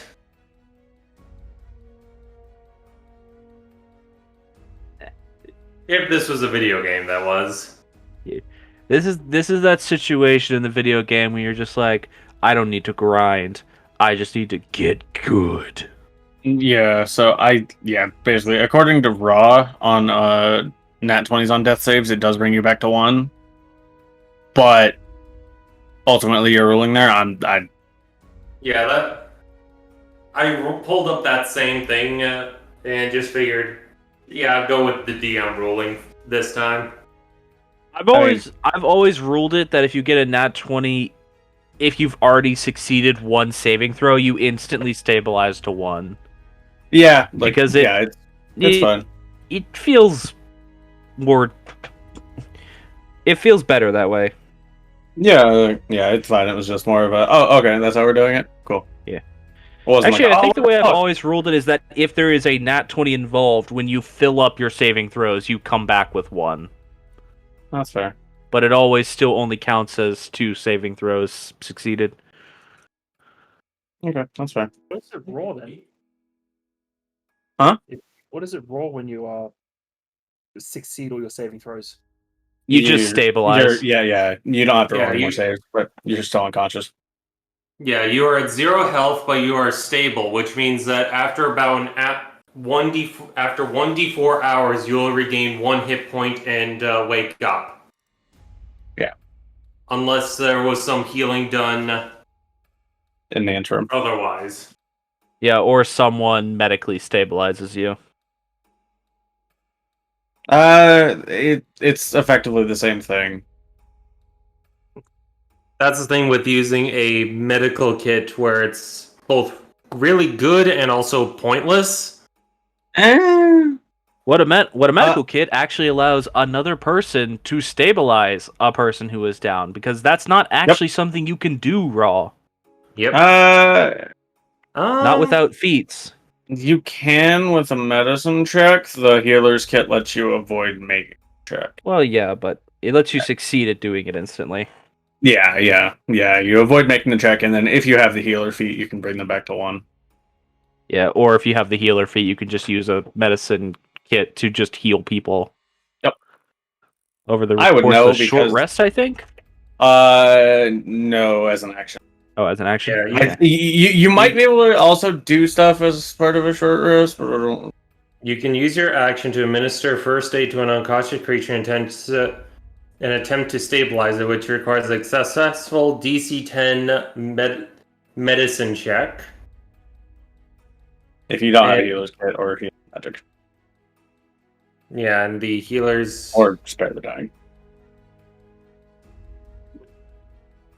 The healer's kit... Healer's kit, you have 10 charges. You can expend a charge to stabilize a creature that's unconscious. Yeah, without needing to use a medicine check. I would know. I'm going to make extensive use of those when I'm playing Edward, because he is a doctor. I am the doctor! Healer is going to be my first feat, because it makes the most thematic sense. You're in dire need of medical assistance! I find it funny. He's a doctor and a necromancer. Don't think about it too much. Is he? I find it... Is he what, Failsy? Is he for another game? Yes. I find it funny that a character of mine in another game is also plays the healer and has a alchemist kit to just make a whole bunch of healing potions. But the problem is, due to shenaniganery, all the party members have a lot of temporary hit points to basically function as a health pool. So I'm sitting on a stock of like 15 health potions, That aren't And- doing anything. and we have no opportunity to use them because it's all temporary hit points. She has abilities that allow you to heal others, but it's again all temporary hit points. So just kind of shrug on. She can't really do much healing in combat. Yeah, I don't need to make another backup character too for this. I have Patton and I have Soviet Squid. Soviet Squidman comes out, there's problems. I just like the idea of us going up against Corvallis. It's just, Failsy, Morrigan, Dravinche, and then Soviet Squidman is just like, I have no idea what is happening right now. What is that? He squiggles more than Babushka. That is problem, duh. We make it stop? Duh. Yes. Yes, we Duh. make it stop. Duh. And then I eat brain. Duh. If you could. I don't know. I just like the idea of Failsy just no. beating Soviet and she's like, I love him. He is my squishy. Soviet just, say stop touching me.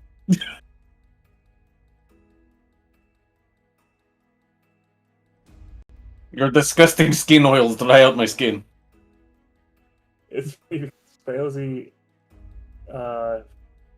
is actually aiming to eat some brains soon. Yeah, I just like the idea of just Soviet just are you eating brains? Duh. Failsy just can I have some? Yet.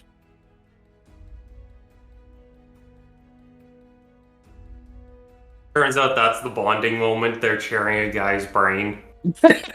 No, because Soviet's very food jealous. He's like, no. Or not sharing a guy's brain. They got two different guys and they're each eating one guy's brain. They're fighting over it.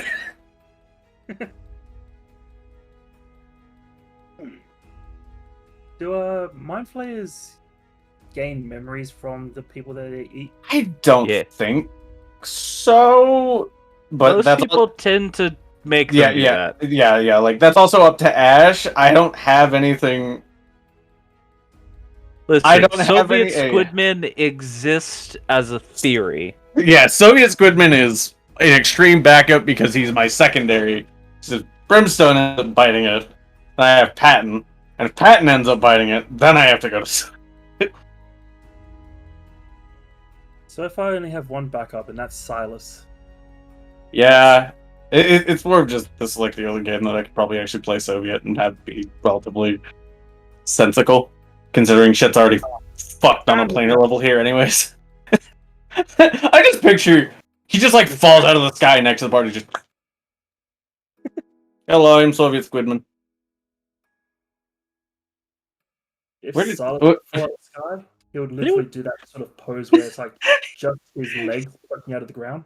He just it's like well, one of those meteors with like made out of that metal comes out of the sky right next to the party and just hey, I wonder what's in that and just I have arrived. I am Soviet Squidman.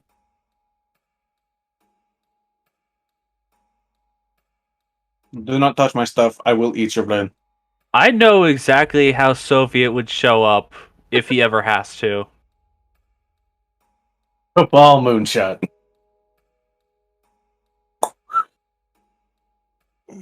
Hello. He suddenly gets teleported in front of the party because Babushka just kicked him out. Yeah, probably. I feel Yeah. Just cast plane shift on him. I feel like that's This is Silas fair. drinking buddies with Soviet. So he doesn't understand the concept of alcohol. He doesn't need to. Silas just forces Soviet to come with him because Silas is so much bigger. And Soviet's just like, okay. They just at the bar, Silas drinking copious amounts of alcohol out of a keg. Yeah. Silas just has the whole fucking keg. Baby needs his bottle. And Soviet's just like, this is loud. Pop Why out are and go to town. why are Silas, you will explain this to Soviet equipment. Why are they all performing mating ritual? Silas gives a very in-depth description of why, and the hows, and the birds, and the bees, all in terrible allegories. Follow-up question. Why is your form of mating so disgusting? It ain't my mating. It involves so much copulation. Why can they not simply stick tadpole in eye?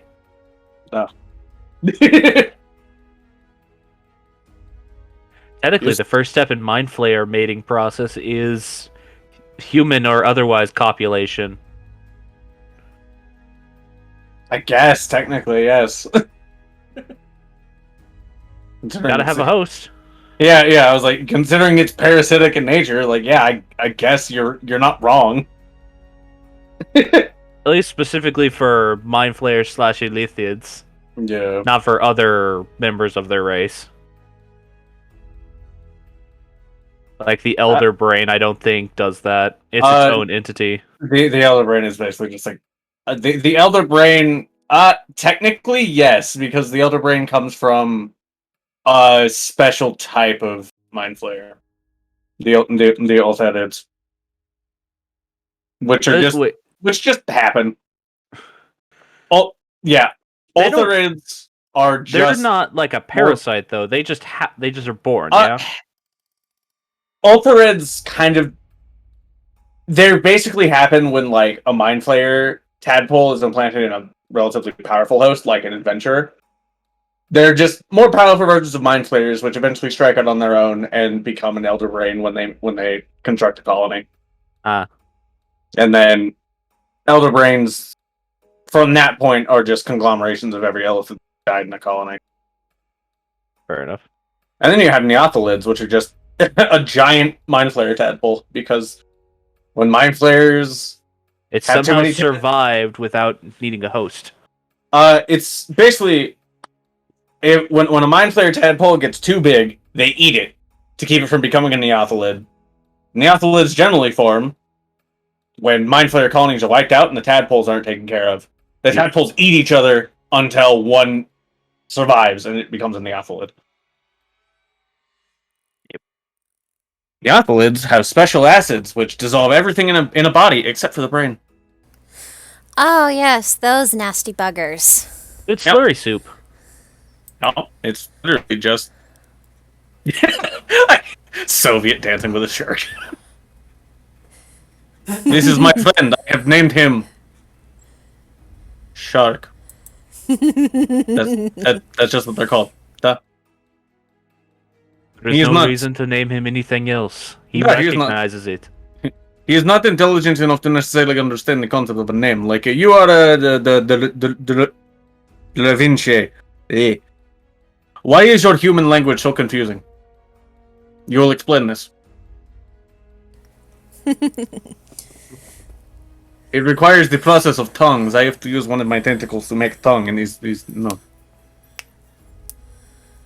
Because we have tongues and many years of people making up stuff and then giving meaning to it. Why have you not developed telepathy? Some of us have. Yeah, picture that's Elwyn. Just when did she get here? Some of us have. You'll get used to it. When did she get here? I did not send her. My race is literally the progenitor of your species. Oh, your babushka's babushka. Yes. Okay. Yeah, that she doesn't necessarily know what the word means, but she understands the sentiment. I am very old.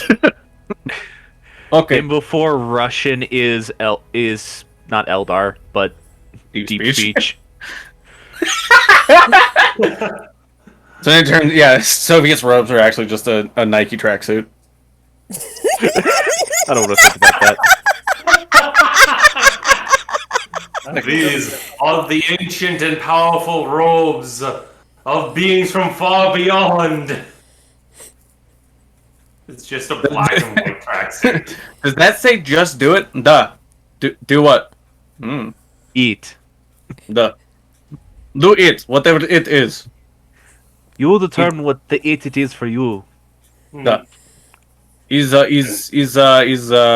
philosophical message. And don't even question the check mark. We just like them. Which is different And than which is different than philosophical massage. That is strange. If Abyssal is Russian, then the Yuan Ti are Russian. Well, No, deep speech deep is. speech, which is different than Abyssal. Abyssal is technically the language of demons. Deep speech is the language of aberrations. Oh, deep speech here as Abyssal subset. Deep speech is not an abyssal subset language. You have subsets of deep speech because the Yuan Ti you hail from can also perform deep speech for reasons. That's why Fauzi knows deep speech. That's when we get to the Zamoda Temple and somehow Soviet knows who Voltoli is. Just, I have heard of you. You are a large snake lady. Yes, Babushka is very correct. You are very large.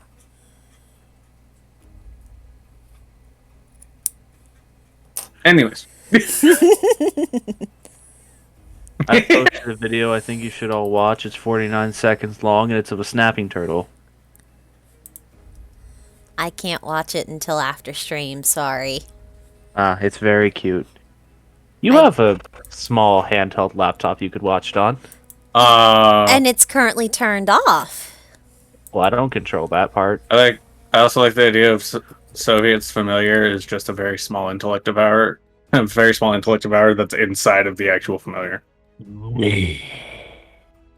His name is Chuck. I don't know. It's like a spider-sized intellect devourer that's just inside of like a random cat brain. basically. I'm What's? It starts talking. We've talked about this. Have we? I don't remember. Do we need to talk about it? Maybe. I do not think you will like that conversation. I don't. Anyways, is everyone back and ready to go? Yeah, I was about to say that.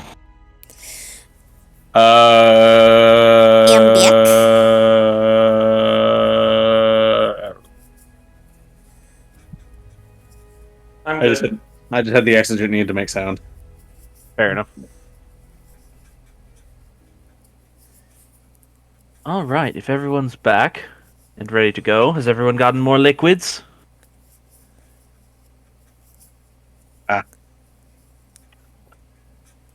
Okay. Alrighty then. So, as we pick back up, Dravinsha, you jump off the top of this tower as it starts raising into the air. And there is currently just this cloud of steam rising up and around it. What is everyone doing as this is happening? That kind of looks important up there. Reload.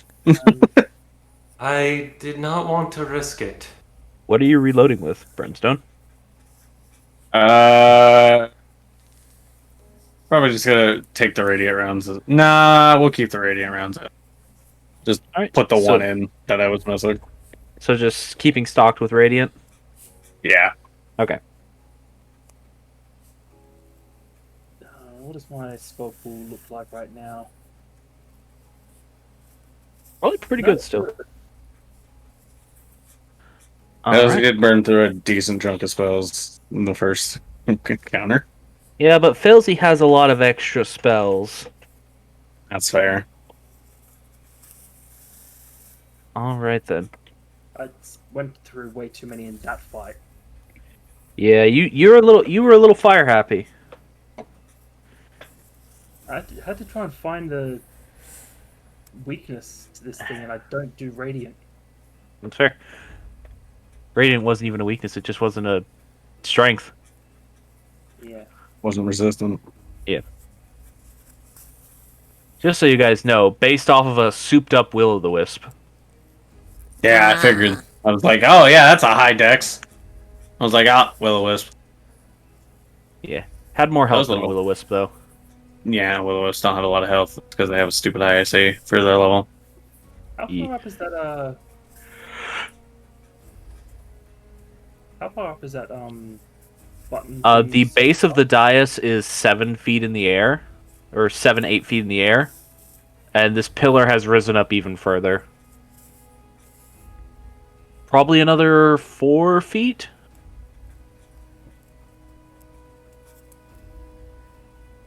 Has anything else happened? Nope. You just see now as the steam starts to clear around it, there is just a large glass tube that has risen up out of that dais. It is filled with an opaque liquid, though you can see a form inside of it.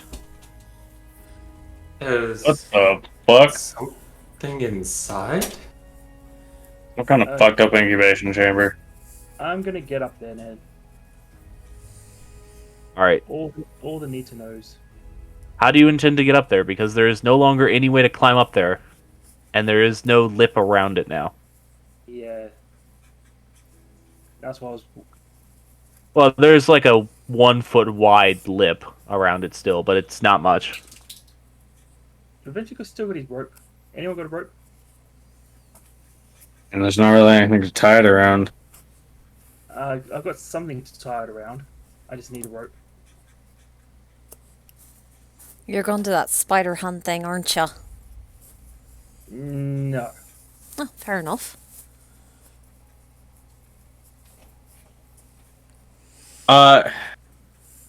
Is there that space in the middle, or does the gear go up to it flush? There is that space in the middle. Okay, so I can't just stand next to it and just boost her up. No one's got a rope? I use Who- mine. You watch as the wisp finally stops circling Morgan and are now circling this glass tube. I'm gonna. Sorry, who's got a rope? And because Preventure just used his, so I still have mine. Brimstone, can I have your rope? I mean, if you're gonna give it back, yeah. Okay, I'll make sure to give it back. Just I give it. will- Throw it to her. I will pop my last second level spell slot to grow some wings and fly Alright. there with the rope. The idea being to just loop the rope around the big cylinder, Alright. so when I drop onto the dais, I can tie it together and have a way back down. Alright. It's only 7 feet in the air, but fair enough. I don't know. I can't climb up there, Fair enough. and this way someone else can get up there as well, if need be. Alright, you tie a rope around it and fly up there. Again, there's that 1 foot wide lip around this glass container.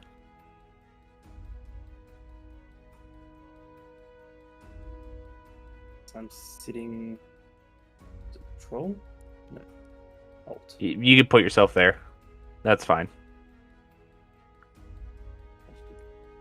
Ghosty.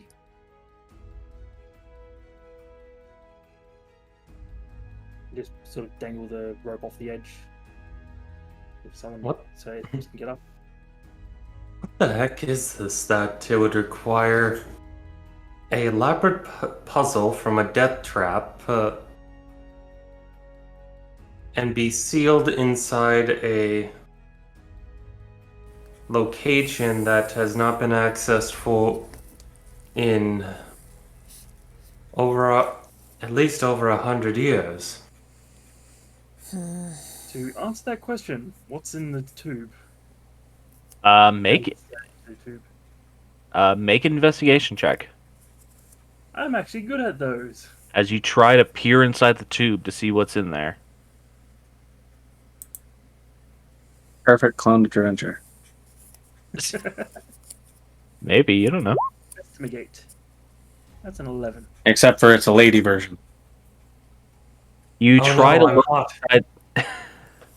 You try to look inside the tube, and Adventure, all don't you can look yourself. currently see is this somewhat amber-colored, opaque liquid and something inside it. You can't really make out the details. Sort of rub my. I don't have a sleeve, so I'll just rub my forearm against the glass, trying to clear it. You give it a couple of squidgy smudges. Please don't break open the glass. I'm actually just trying to look inside it, but I don't think there's anything blocking our view. Yeah, you rub at the glass, and you're just like, it's just got to be dirty. That's all it is. You rub it off, try to get it to where you can see. Oh, Put your nice. eyes against it. Nope, still opaque. Still an opaque liquid. So I don't know. There's something in there. I can't see it. Is Morgan getting any funny feelings from this?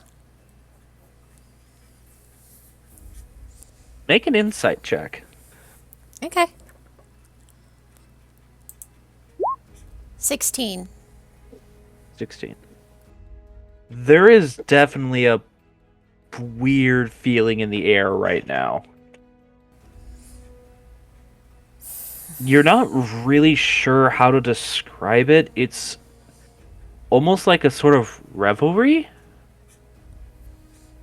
Reverie?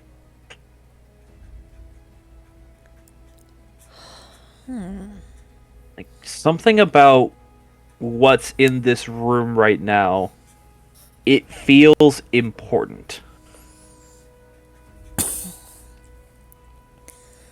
Okay, I'd like to have Morgan try to take a closer look at what's in there then. Alright.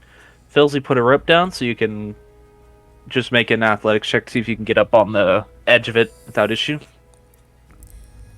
Okay, and Well, the, at least if I fall, I have that one charm to save myself. True. About how tall is this tube? 4. If only I had advantage, that 20. I'll be kind because there was a rope for you to climb. You weren't just trying to jump up there. Okay, And say that you So get up you would there. have advantage. alright. As for the size of the Look. tube, the pillar itself, actually trying to like measure it proper, it's probably about 8 feet tall, and the tube extends another 4.5 feet above it. Okay, so it's not necessarily it's not like human person size, but like you can probably fit like a gnome in there. Probably. Okay. Alright, but yeah, Monogun, you're able to get up there. Okay. while this is happening, can Dravinci pull out the timepiece of travel and see if it points in any specific direction? It is currently spinning like crazy.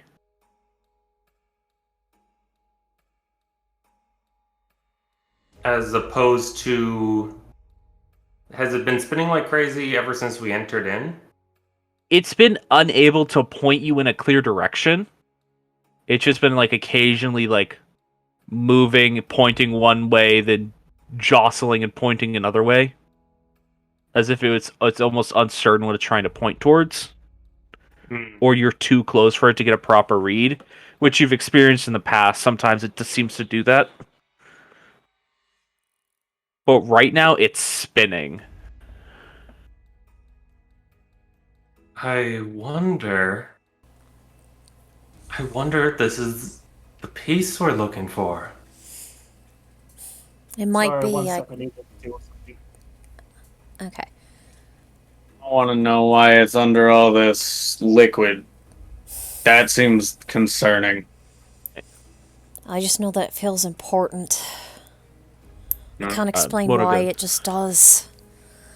Motor gun. Since you're up there, go ahead and also make investigation check. Okie dokie. 3. Unfortunately, you're trying to look through the glass, and it's just that opaque amber-colored liquid. You know you see a form in there, but you can't make out any of the details of it. There's something in here, but I can't quite make out what it is, other than, I don't know, kinda sorta humanoid. It seems too small to be that, though. Unless it's like one of the smaller races. Yeah, I mean, yeah, it ain't big enough to fit like a full-grown human, but like maybe a kid or like a halfling or something. At least just based on where I'm looking at it, I don't know. Maybe it's bigger up to person, but kind of looks like you guys kind of have to crouch down to look at it. So It's shorter than I am, and It's shorter than all of you. yeah, I think currently the shortest one in the party is Dravinche, and Morgan would probably be able to tell from up there that it's shorter than Dravinche. No offense, Armored. Nope, none taken. Listen, he gets to embrace being the tallest one in real life. He can be the shortest one in game. yeah. I wasn't paying attention because my sister just had to bug me again for fuel for a car. Gross. Giving It's me all no good. choice. Morgan just tried to look into the dome or into the cylinder as well and didn't see anything. Mm-hmm. Okay, I've got an idea on how to try and get a look at this thing. Can I manifest my mage hand in the tube? You're going to attempt to do that? Yeah. Yeah, you can try. All right. You attempt to do so, and you feel the magic rejected. Let me in. Oh, another thing Is- to note, I don't know if you heard it, Failsy, but the timepiece of travel, Oh yeah, it's spinning. its kind of compass that points it to important things is spinning. Just So go on. Go on, fucky. Um, I believe the only time you've witnessed it doing that is either when you're not in your plane of existence, I or when you're right next to something. yeah, I think it happened when we were like right against the Chronos Labyrinth. Yeah. that And it sounds was right. doing it constantly in the Chronos Labyrinth. I mean, would there be enough room for Brimstone to try to get up there, or is it a little too crowded at this point? I mean, you could all get up there and stand on the lip. Okay. It's wide. Yeah. The whole thing is wide enough around that you guys could essentially circle this thing. Okay. Yeah, I suppose I'll do that. Try to get a better look. All right, go ahead and make an athletics check as you attempt to climb. 19. Not a problem. Right up. You've climbed many a rope in your day. Yeah. Climbed down them. I've spelunked with them. I've jumped onto ice blocks with one tied around my waist once or twice. Good times. Good times. A lot of people died. Good times. I'll try to see if I can glean any more information than what the ladies have gotten so far. All right. You walk up to it and go ahead and make an investigation check. 23. Nice. All right then. Just kind of hunkering down and just looking at it. All right. Picturing You sort of like- I'm picturing he's full slab squatting, knees on either side of the tube. Well, he No. kind of has to like put his hands on the top of the tube to stop himself from falling backwards as he squats down to look into it. How tall is the tube again? It's about 4.5 feet tall. Yeah, so it's not not very big.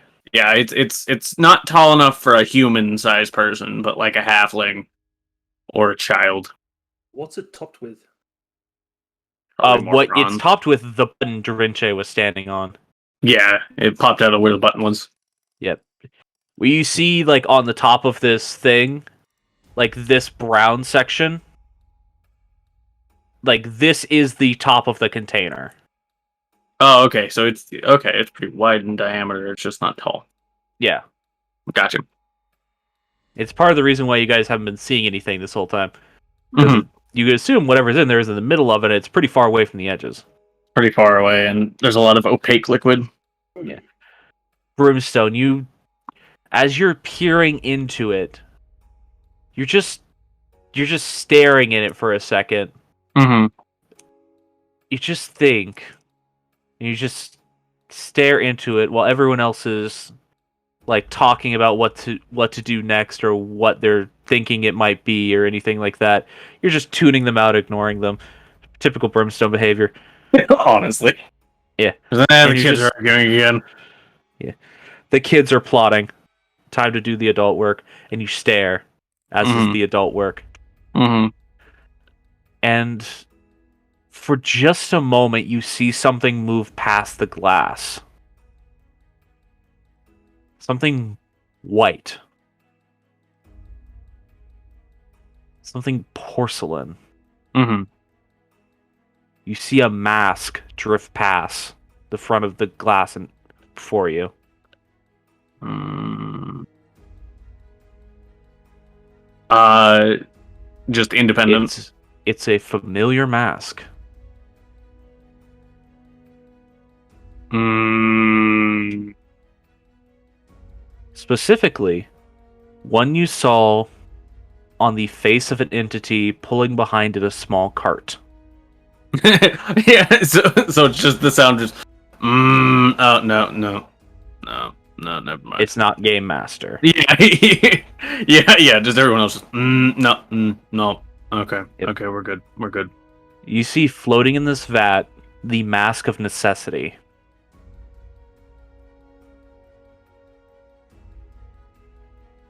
He was out.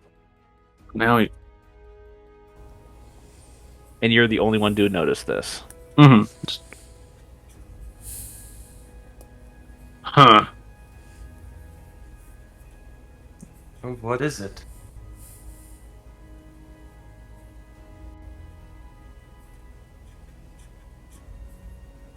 Mask. What? The one I've seen before. The little mechanical fella dragging a cart. But that don't make sense. Because I've seen him out there, and now it's here.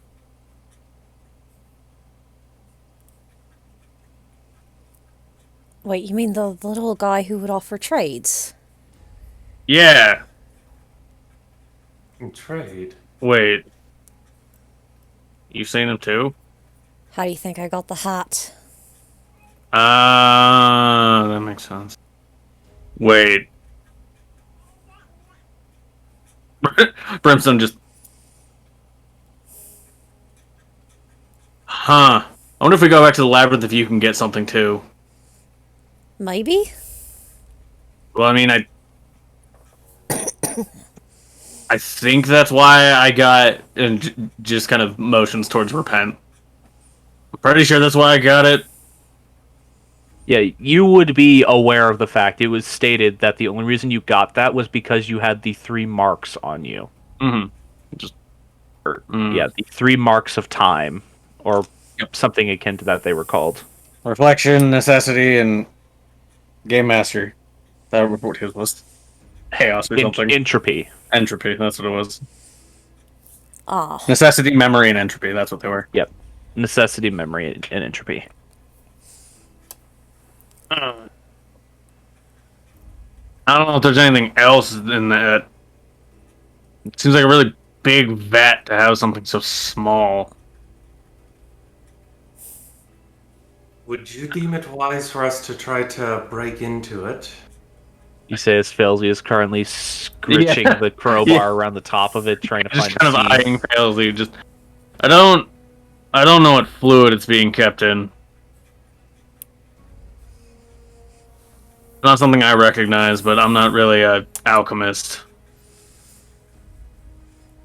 I mean, it's amber. I mean, the ideal situation would be it's some kind of alcohol, like beer, mead, but I doubt that. Maybe it's some kind of acid. I'm gonna knock Or- on the side. Or oil? You knock on the side of it, Felzy. I'm gonna knock on the side, see if it's awake. Alright. How do you knock? I'm gonna tap the crowbar on it. Like,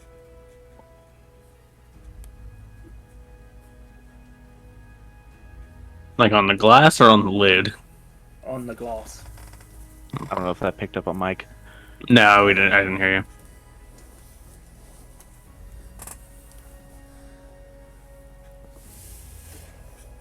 I'm assuming that's not picking up. No, No. It is now, but it didn't pick up on my end. yeah, I Damn it. didn't. I didn't hear if you said anything.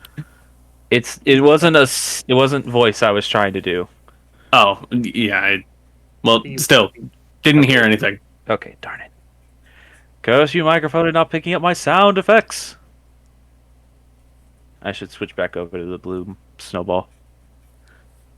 There might also potentially be crisp. If Eh. that's enabled. I don't know. Anyways, you knock on the glass with the crowbar, Failsy, just with the singular, just the. And it's a second or two passes before you hear a dong, dong. You can all hear something tapping on the glass from the inside. Mm, don't like that. Hello? Tap it again. Mm, Do I know Morse code? No? what the fuck is a Morse? More. I don't think Morse code would exist in this world because there's not telecommunications. Doesn't also And- exist in And the telecommunications that do exist are Magic. literal instantaneous messaging. Yeah. Morse code was made to facilitate that. Not necessary in this Yeah. particular situation. But it was just too.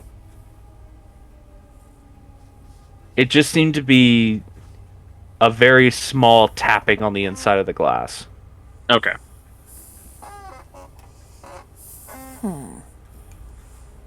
I'll give it a tap again. Sorry. Try for a bit of a pattern like do do do do do. Boom. Boom.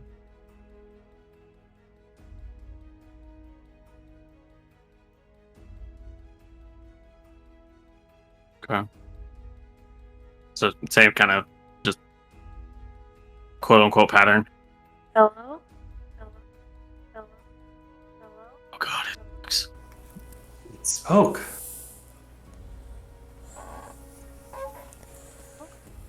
Are you still there?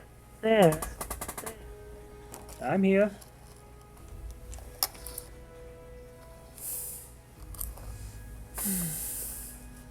Who are you?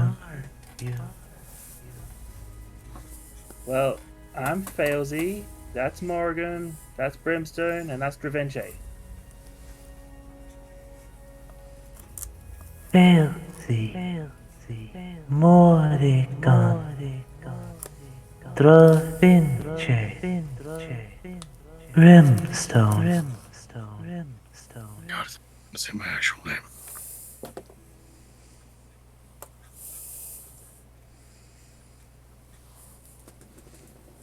I'm sorry. Did you need something? Mm, I don't think so. Do you need something? No. Yes. Maybe. right. Necessity. Can you hear all of us?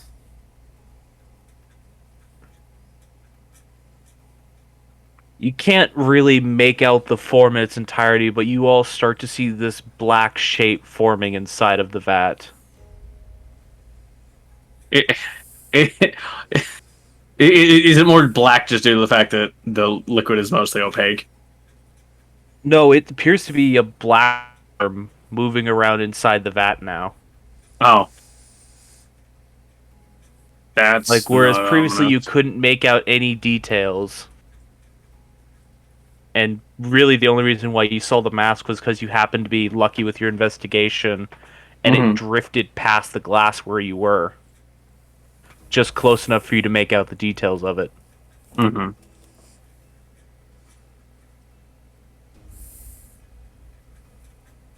I can.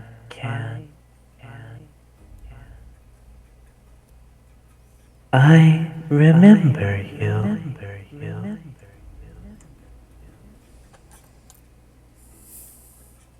Wait, who?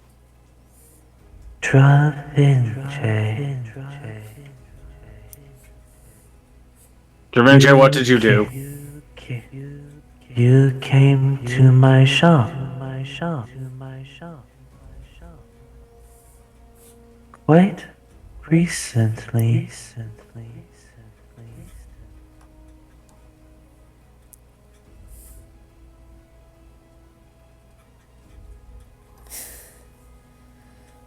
Was our trade satisfactory?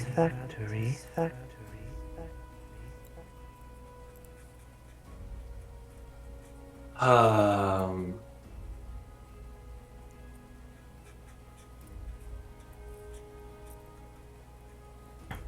Still have uncertainties. I believe they call that buyer's remorse.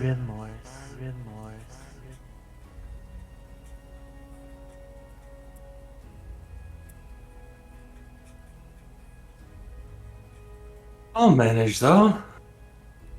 Our The offer still stands. I can take it all away if you want.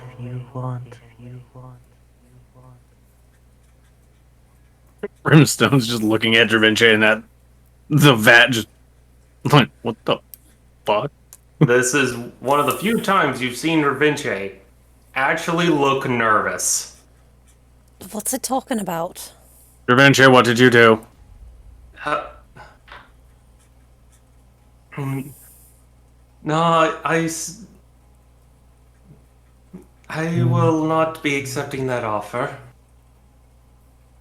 Very well.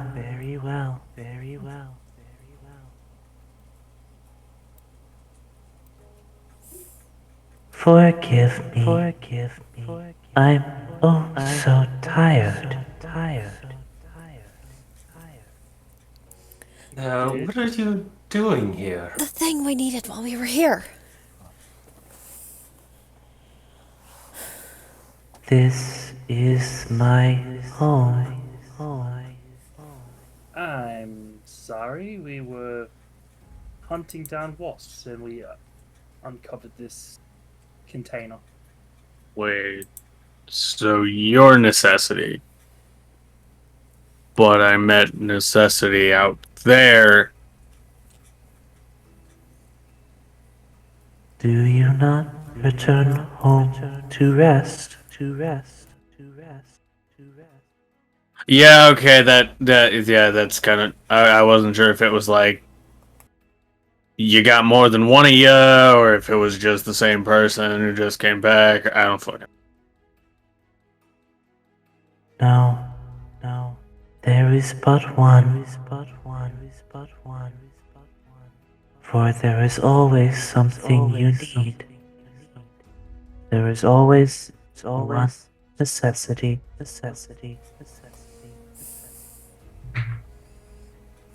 mean, I guess.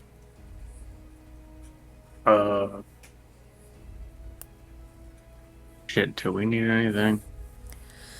I'm confused with what your people are talking about. What we were sent here for. Damn it. We were sent here to find a piece of Altea, but that could That should be. be located somewhere around in this tower, not something that. I already gave. Sorry, could you repeat that? I already gave you one. It's saying it already gave you one. There was supposed to be a different piece inside this tower.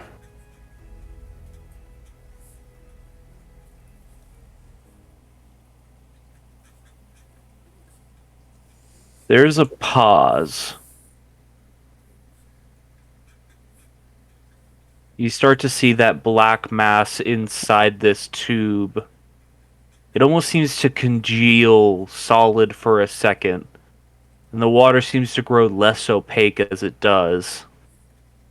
Less that dark amber color. I don't know if it's going to help us or if it's going to hit me. But it slowly disperses back out, seemingly unable to bring itself to form. Oh, okay.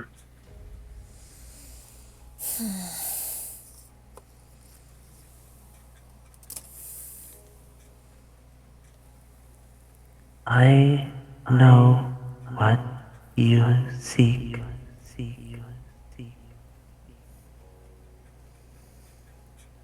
But I don't know if I can give it to you. Is that like you're not allowed to give it to us, or you can't make yourself a body to go get it for us? I believe I would die. Oh! So if we take it, you die, and. A part of me, at least. What makes me necessity? I don't know what I'd be after. That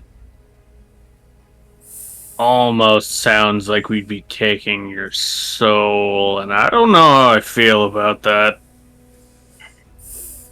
Revanche, do we need the piece? That sounds like some shit my dad would do. Okay, quick rundown. I know your goal.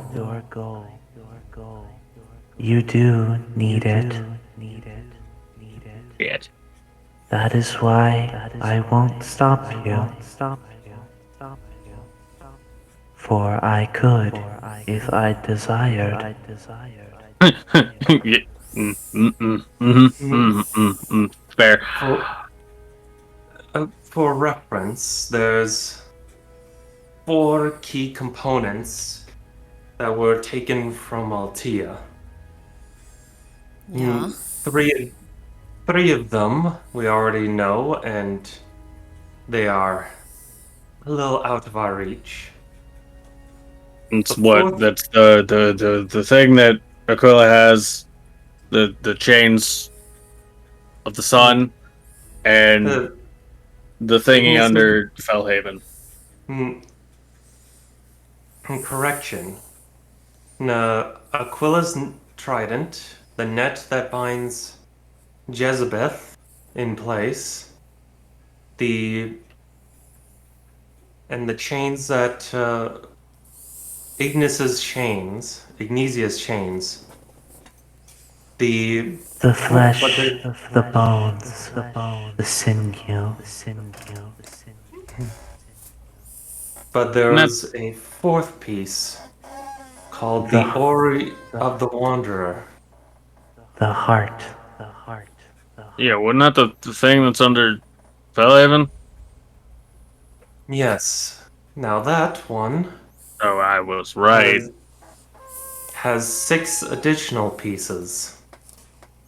Of which we have none. Or actually, One. nearly have 2. What? My timepiece Okay, yeah, that one I could kind of figure. and that gear that I showed up with the other morning or the other afternoon. Yes. I gave you it. Travince, what did There- you trade? Something precious. An equal trade. That's not really important right now. Adventure, if it's your soul, I will kill you. It wasn't my soul. Okay, I- good. I do not deal in souls. You know what? That's fair. I guess I should have considered that. Yeah. Yeah, that's fair. My trade is memories, possessions, experiences.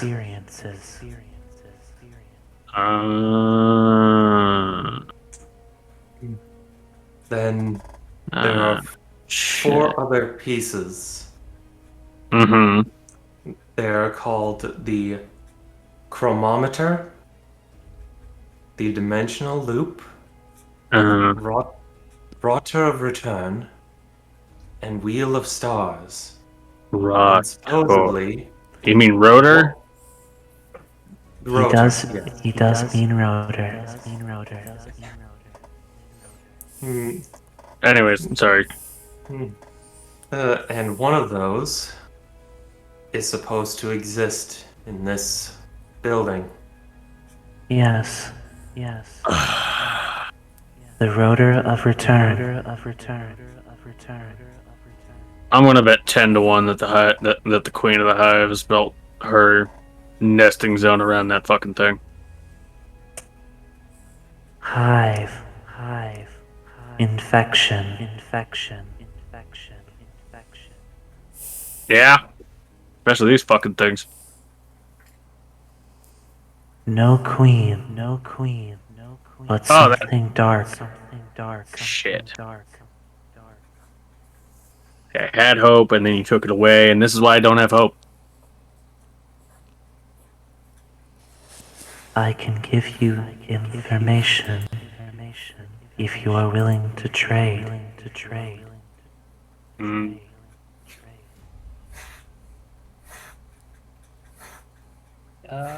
Before information, I do have a question. This rotor of return, this what makes you necessity to be able to come and go to be wherever anyone needs? Is that why you won't be necessity if we take it?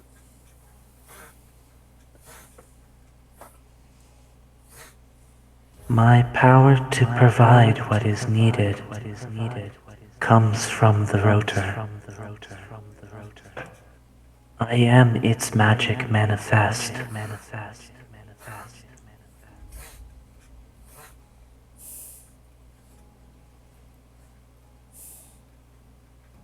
So, by taking the rotor. Huh.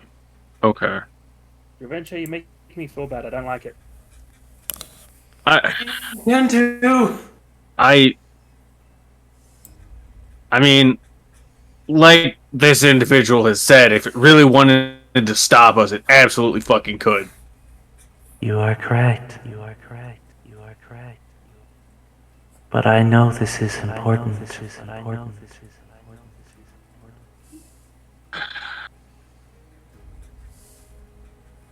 So you have information, and we'd have to trade for it. Yes. I have two pieces that would be of great value to you.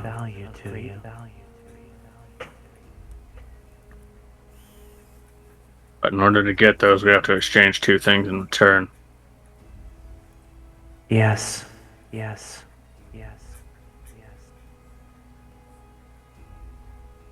And I don't exactly know who the arbiter of value is here. I mean, I guess you have more information on that than we would. Who would like to trade? So, I'm still lost on what you trade this person. Basically, you trade the things that you've experienced. You trade your memories. For information, or for something great. It must be something of equal value.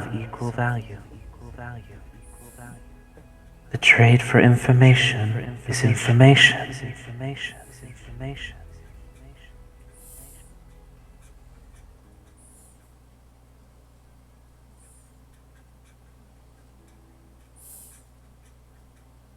So you want us to give you information in return? In other words, we would forget something that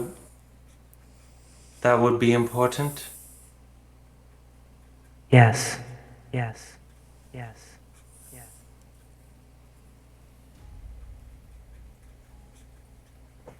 Fuck it. Bells is holding her head like, but this is all my information.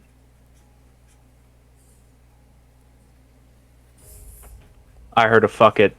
Brimstone, are you stepping forward? Yeah, just... I've had more lived experience than any of you. I got more to trade. I can see this. I'm here to trade, not get smart-mouthed.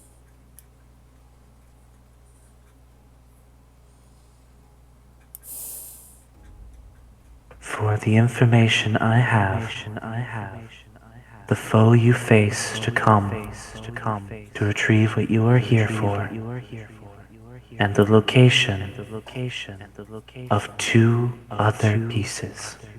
Oh shit, yeah, that's useful.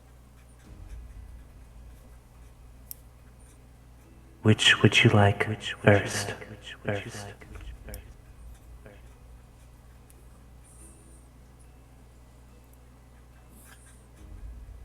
Assuming these two other pieces probably aren't in the tower.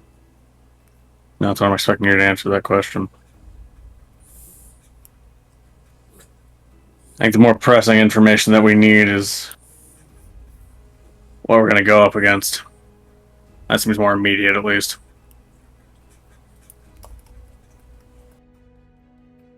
Very well.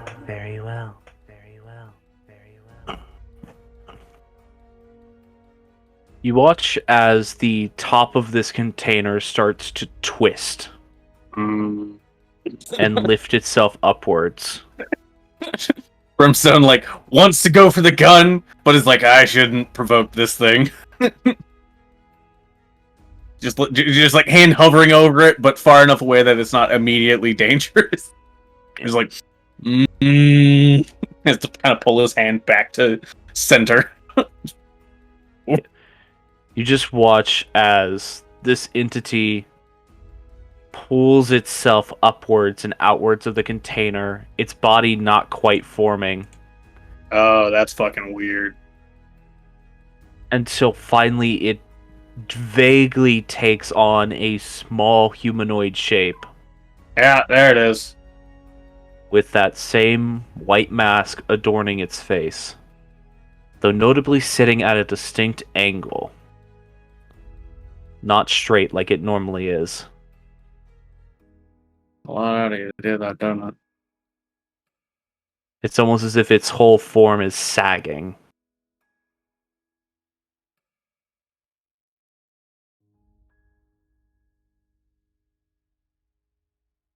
For this, The trade is not so great.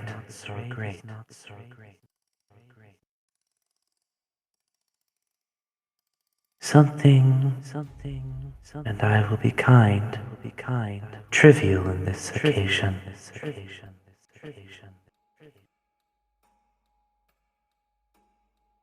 All right then.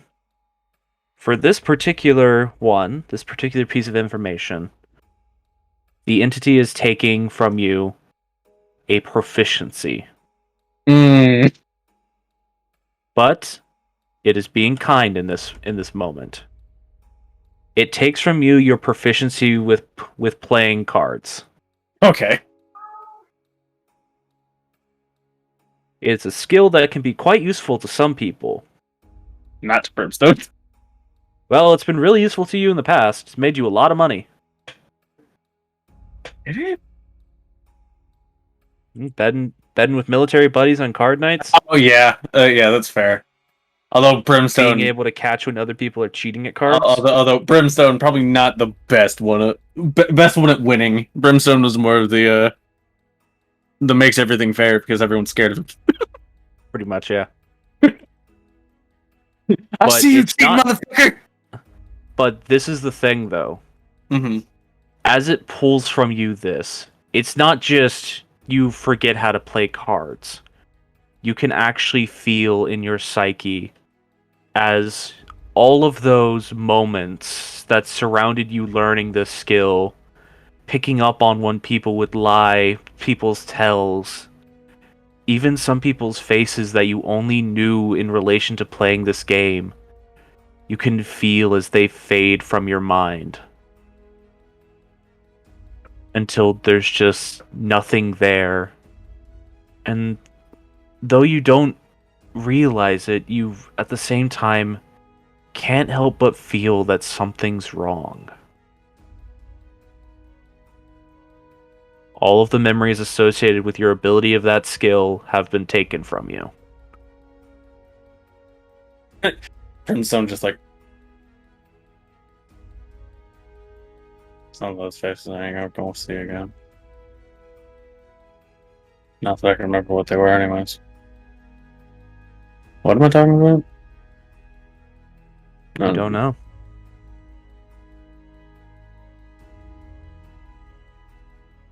You just kind of looked around, like, kind of confused.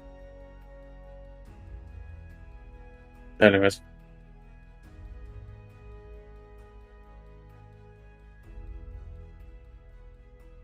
Very well. The creature you face at the end of this journey to retrieve the peace you seek. Mazurazi.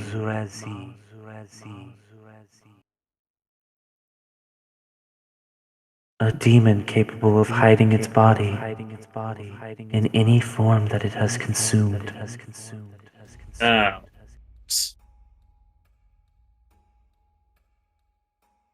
Wait, demon. Yes. Princeton just. I don't know what that is.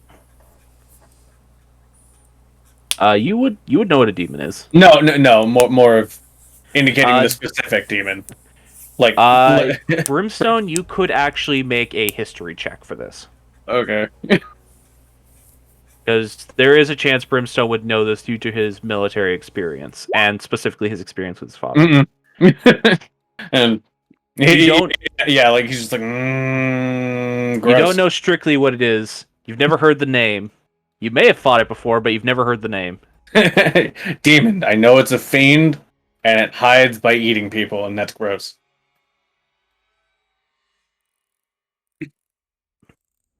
No, It wait. was sent forward by a great presence, dark and evil, that still seeks to corrupt these lands. I believe you know it, Sir Brimstone. God damn it! Yes. Oh, Vaughn? No! Shit. Ataraxes. Fuck. Because if I remember from a few sessions ago, Morgan is in the know about that now too. Huh? Who that?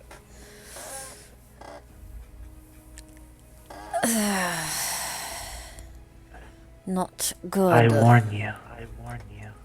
I warn you. This creature, as it fights you, it drains from you your presence of mind, your God. force of wills,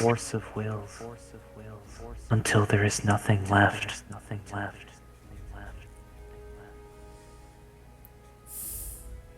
It's a good thing I don't get close to things, because I don't have much of that. Can we even face something like that? Probably not. How the fuck do we fight something like that? Can't tell it's dead. Fucking. The beasts you fought in this room, that amassal of spirits, are the results of its previous kills. Wait, those were only spirits. Are we gonna have to fight bodies too? No. Oh, thank God. Between this creature and the wasp, there are no longer bodies to combat. Oh, right. It eats the body so it can hide the crack of the thing. Yes. But the resistances, it has similar ones. It is almost as undead, but with influences of the infernal.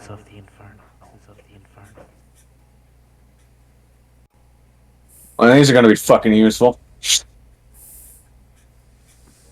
Yes. And for the second piece of information, this will require something of much greater value. This Brimstone is visibly more hesitant. You don't have to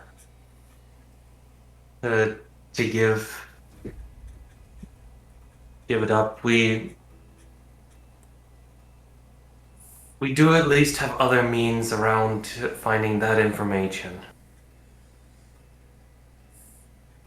Take longer and be more difficult, but we do have at least other means. My offer stands. Though after today, and you take the peace, it will be an offer I can make no longer.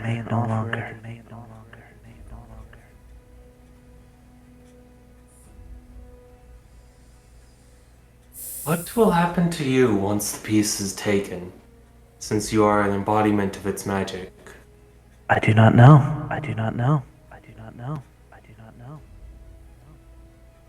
Embodiment of its magic. I've never once been able to view the future. That is my brother's domain. But like, so just got a pointing at Fez. It's like when we took the gear out of the thing and put it into the dog and Fenris. Does that just mean you just inhabit the rotor then, or? No. I am the manifested magic of it. I do not inhabit it. Then, quick question, which you may see as a part of what information is you're offering. You Please mentioned ask. you mentioned your brother. Are your brothers, so, like you, also attached as an embodiment of a magic from something else?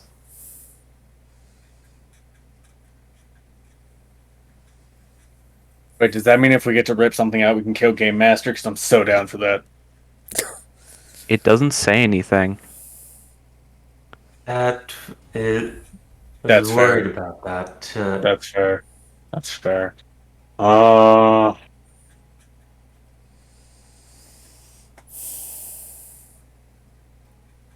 some of the information about what these pieces exactly are is contained within the information that will be given after the exchange has taken place.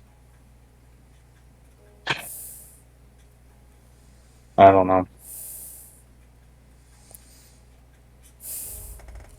It'll take longer, but we already have a way of finding them. I don't think anyone else needs to give up a memory. Nah, I don't even remember what it took, but I definitely feel like there's some faces in whatever that took that I ain't never gonna see again. I ain't exactly willing to lose anything too important. For my fucking luck, we'd go find Keta and I wouldn't even remember who the fuck she is. He is important for your path forward. I cannot witness the future, but I know what guides it. I cannot take something from you that will be needed in your future path.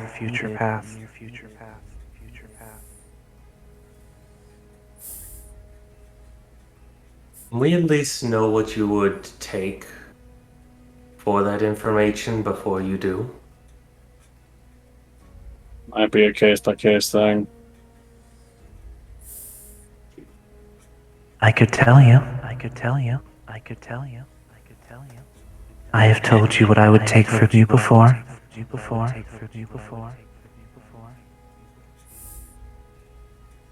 It turns to face Brimstone again because it had previously turned to look at the rest of the party. Mm-hmm. From you, for that information, I would take another face. One that you do not need anymore. But its memory is one of the few that brings you joy. Brimstone to me is just no.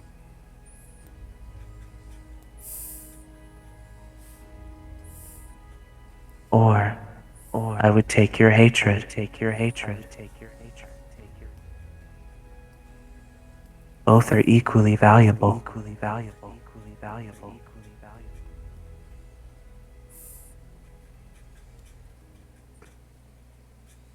Either way, I think you'd be taking memories of a parent from me.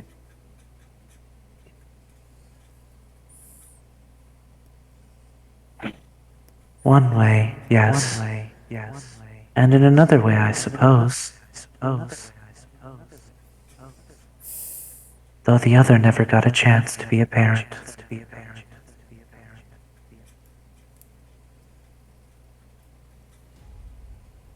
Never got the chance or just refused to take it.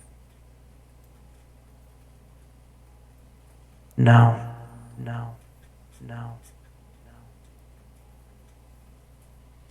Wait. She made a choice. And was reborn.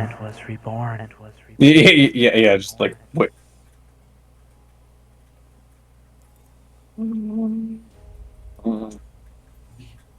A chance of life. It took a life.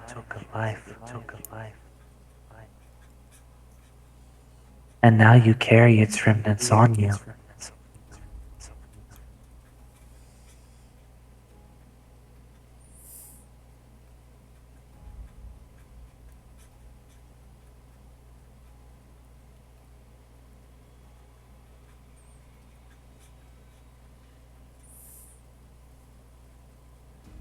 But you seem adamant that you will not take this offer. Is this correct?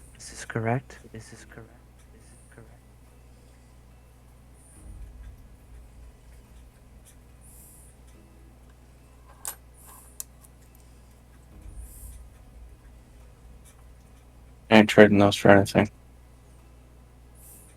Very well.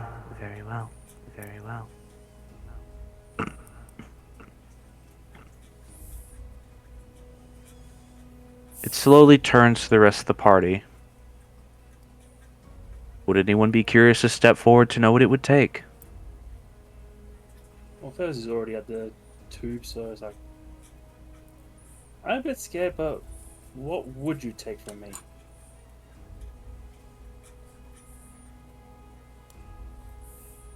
Hmm.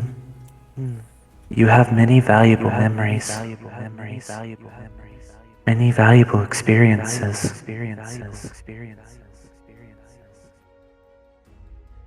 Though the ones I would consider equal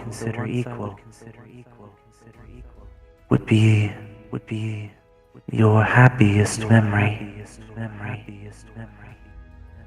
To be held in the arms of someone you love for the first time. And to see their face for the first time as they carried you away from something truly terrible.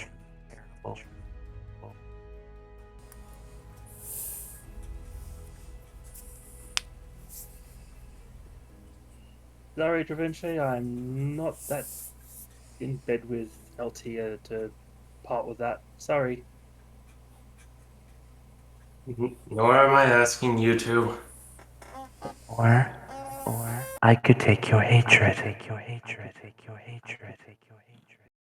I can feel that it runs deep. For the woman who has caused you so much suffering.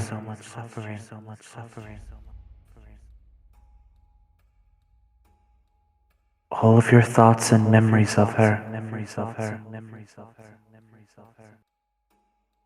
Until there is nothing left than what remains important for your driving forward.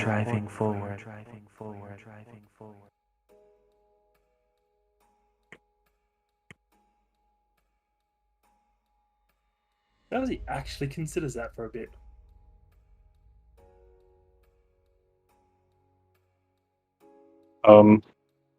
I guess while this is happening, there's no like check I need to make to just like get down off this platform, is there? No, there's a rope. You can climb down off of it. I've actually kind of assumed you all left the platform by now when it came out of the tube. Oh, okay, that's right. Yeah, Brimstone just kind of steps off and stands over here, just kind of like looking away from the thing. That would actually probably be the greatest insult I can give her. The gift of being ignored.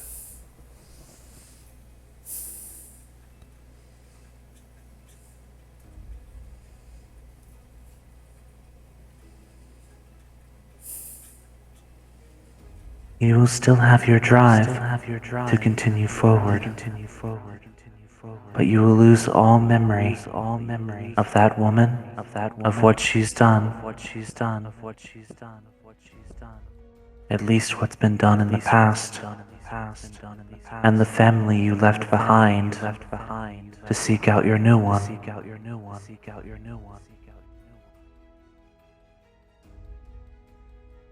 As those are components of your hatred.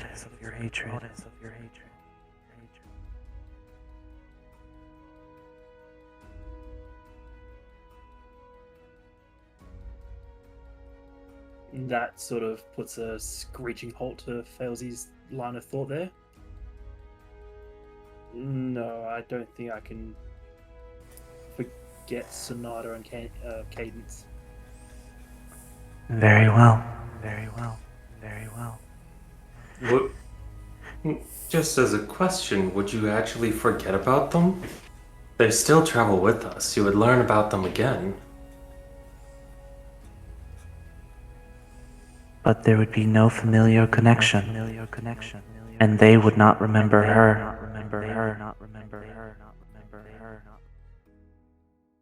Oh. When I take a memory, it is not but one memory, but all memories that connect to it.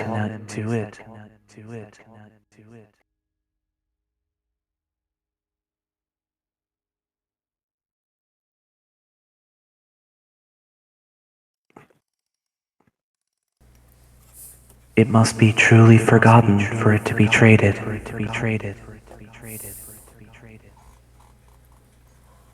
And what would you take if I were to trade for it, that information?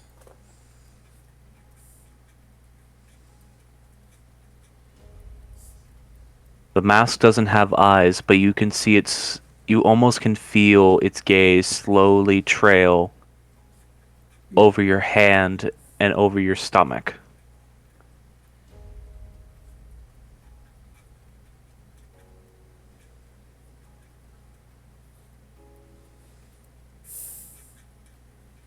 I would take from you the meeting that gave your life new purpose.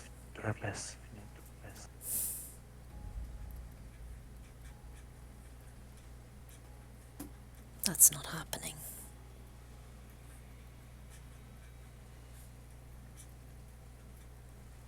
I understand.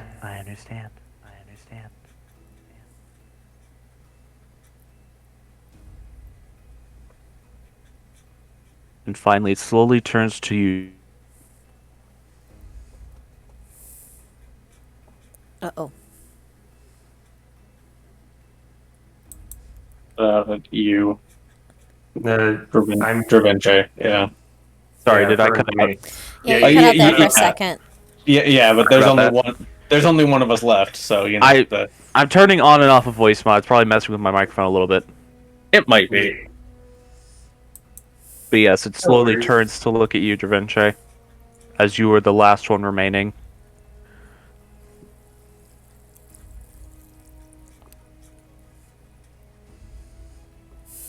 I have already told you of one memory valuable enough to be traded for one of these items.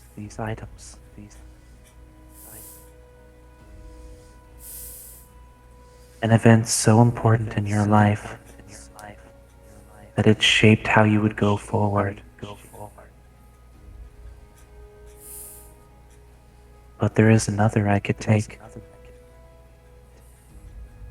Another failure.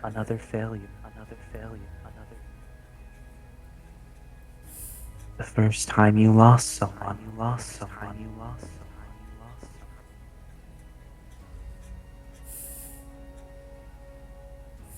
The first failure you ever had to the woman who gave your life new purpose.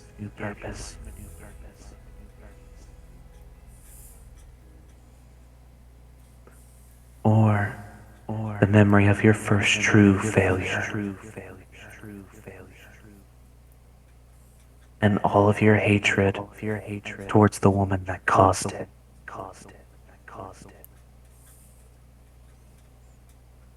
Mentioning the first failure, the hand that is still holding the timepiece of travel reactionarily closes it and squeezes.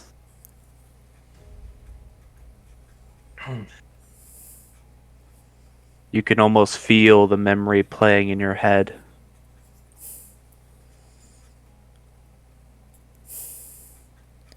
Just the blur of it all. How panicked you were, how scared you were. How powerless you felt.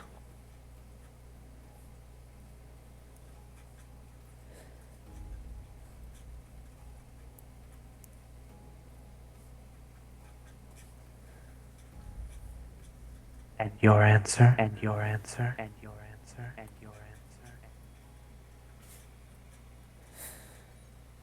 I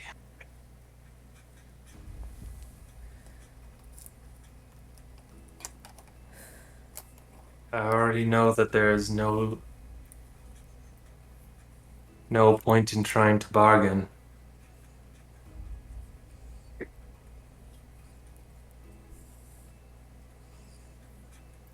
And I thank you for the offer.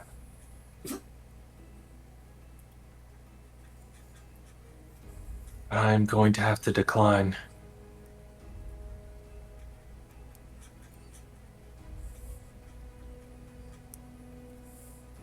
One You- One trade has already been enough for me. You all watch as the head slowly nods up and down, turning to each of you respectively as it nods.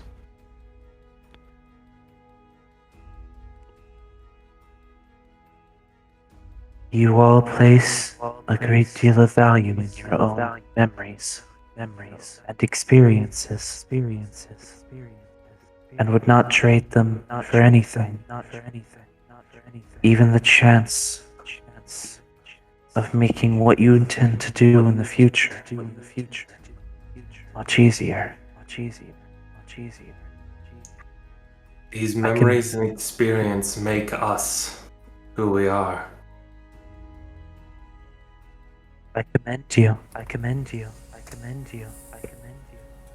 It is not a choice easily made.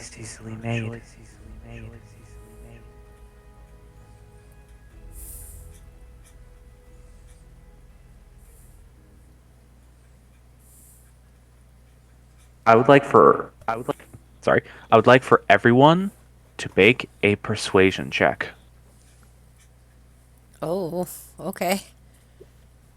Why am I constantly Don't lowering comment. roll? Don't comment on it, just roll it. That makes sense. 17.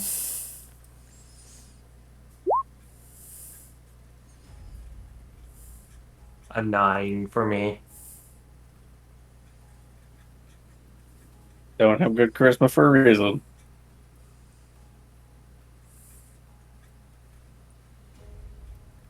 That was a really bad insight roll. So, subtotal, you all succeed. Because it's a group check. Oh shit. Yeah, that's fair. Technically, 3 of you succeeded because I rolled myself, and I only rolled a 7. Yeah, I was like, I would be surprised if this thing rolled lower than a 2. Right now, every aspect of Brimstone's body language is tense. In a way that's different than it usually is. That was Like kind of her. low. I She would was like for. schemy. I would like for. I would like. You've still got the voice mod on. I know I turned it back on purpose. Okay. Sorry. I was about to start talking. Sorry. It's fine. Then it's my final act. As necessity. I will do something that I rarely do. I'll offer you all a gift.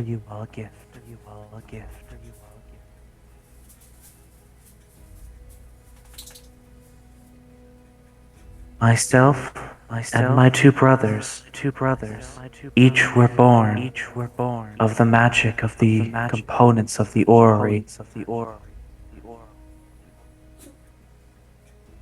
When it was split, we were made to act as defenders and guiding forces for its components' magic.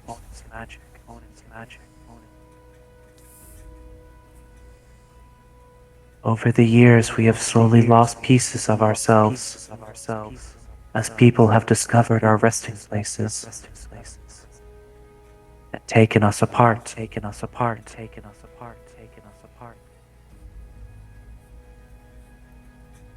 The timepiece of travel was originally part of myself.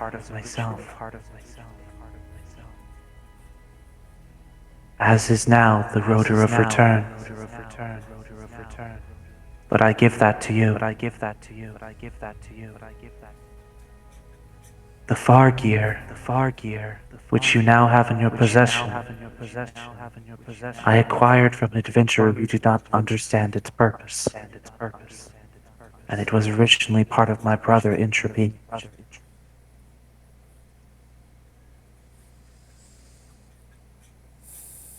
He still has the chronometer.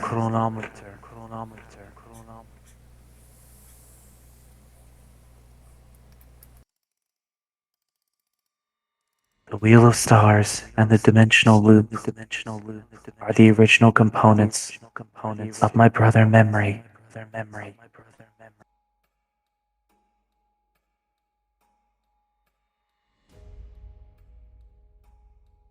The figure pauses slightly.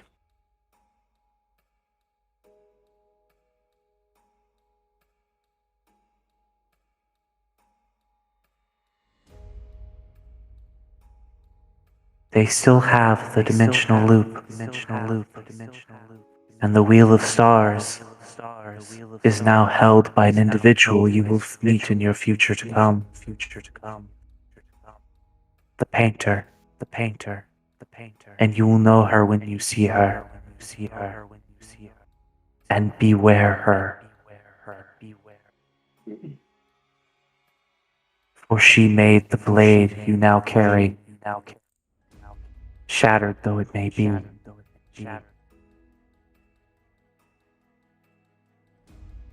Uh, Thank you. I don't even know what to say. Thank you is enough. Now, if you excuse me, if I am to stop being what I am, I would like to pass in my sleep. So I believe I will return to it. Good night. Good night. You just watch as this small entity, strange and hard to understand as it may be, and its featureless mask, it climbs back upwards towards the tube that you all found it in, and slowly turns back to you all. And on the front of the mask, you can just see a feature you've never seen before. A small smile. It nods to each of you, climbs back into the flask, and you watch it reseal. And the color inside returns to that opaque amber, as it seems to just disintegrate back into whatever substance previously made it up. And you are left in this chamber with that information and some knowledge of what you are to face ahead. And that is what we're in for tonight. Ah. God damn! Sorry, let me just disable noise suppression. There we go. Ah! I found out all of my screams were being stopped by noise suppression. Good. Yeah, that's that. Oh my goodness. All right, well, it's over. We should Nope. get this wrapped up because it's pretty late. Nope. Yeah. After Yeah. session, I have questions I about. may answer them. Yeah, I know. If you don't, I will just look forward to the answers coming about organically. Yeah. Anyway, let's get to the grilling the DM as fast as possible. So let's just go to outros, shall we? Yeah. Anybody have anything to shill, promote, want to shout out? Nope. Never. You do the shilling for the other stuff I'd work on. Fair enough. I don't have to do any Uh, work. if- I don't have to do any advertisement work for myself. Armored, you were about to say Oh. something? I'll just shill this one guy who I've been listening to a lot recently. If you look up Epic Gardening, Kevin does fantastic videos on gardening, right down to and ranging from what to do when you've got a full half acre to what do you do when you're in an apartment, and having different ways of gardening. Cool stuff. Been watching a lot of it.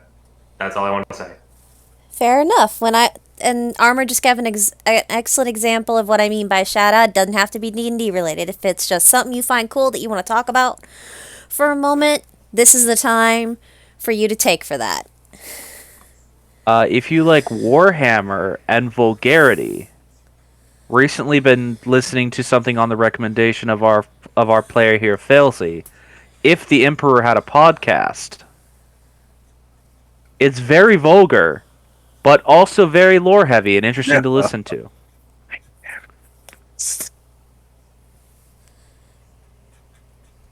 So if you're interested in that, look it up. But again, very vulgar. The best kind. They swore so much they broke their censor. That's amazing. But yeah, that's me. And I can't think of anything that would need a shout out from me because we are just very, very small, and the only things I can think of are very, very big. Yeah. So I will just shill our stuff. So if you listened tonight and you liked it and you want to find out what happens next, come join us again next Saturday. And if we're not doing it next Saturday, just check this channel every Saturday at around 8 p.m. EST for the next goings on of the Scattered Realms. And if you like the vibe we have, but you want something, still D&D, but modern day, a little more racially diverse party, because let's be honest, this is the Tiefling party plus one human. Who really is, aside from the heat resistance, kind of a tiefling. He's got the sexy. Culturally, he is very Tiefling. He comes from a very tiefling heavy culture. Yeah. A lot of tieflings in this world. Yeah, it's almost like the DM and all the players really like Tieflings. Actually, I could take them and leave them. Yeah, fair enough. But anyway, if you want modern day setting with a little more diverse in both, in just general party makeup, race of characters included, you can check us out on Thursdays at or around 7 p.m. EST for our modern day campaign setting of the Ada Project. I've been trying to get good at saying it. I think I've got it. Yeah, you got it. It's the Ada Project. Yeah. Where we Defense Agency. Yeah, where we unfortunately Ava. Yeah. We unfortunately don't have Failsy for that because Fail Trolls has the jobs and all that, but we do have two other players that are gelling pretty well, and there will hopefully be occasions where Failsy is able to join us on Thursdays again. It's always an option. We just have to wait for it to be available. Yee. So you might get lucky, and it might be a night that Failsy's able to join us. He'll be a screaming lunatic. Well, firstly, the character won't be there. But Fail Trolls the player will. Yeah, you. We end up calling you by the character name so much because it's so similar to your screen name. I'm sorry, dude. I mean, it is his screen name. Fair enough. Sorry. No worries. But anyway, you have an online presence. It makes sense. Yeah. But anyway, with all that said, everybody say goodnight. Good night. I'm gonna echo with the good night. Good night. Good night. Good night. Alright. Okay. Alright. Good night, everybody. We'll see y'all when we see you next.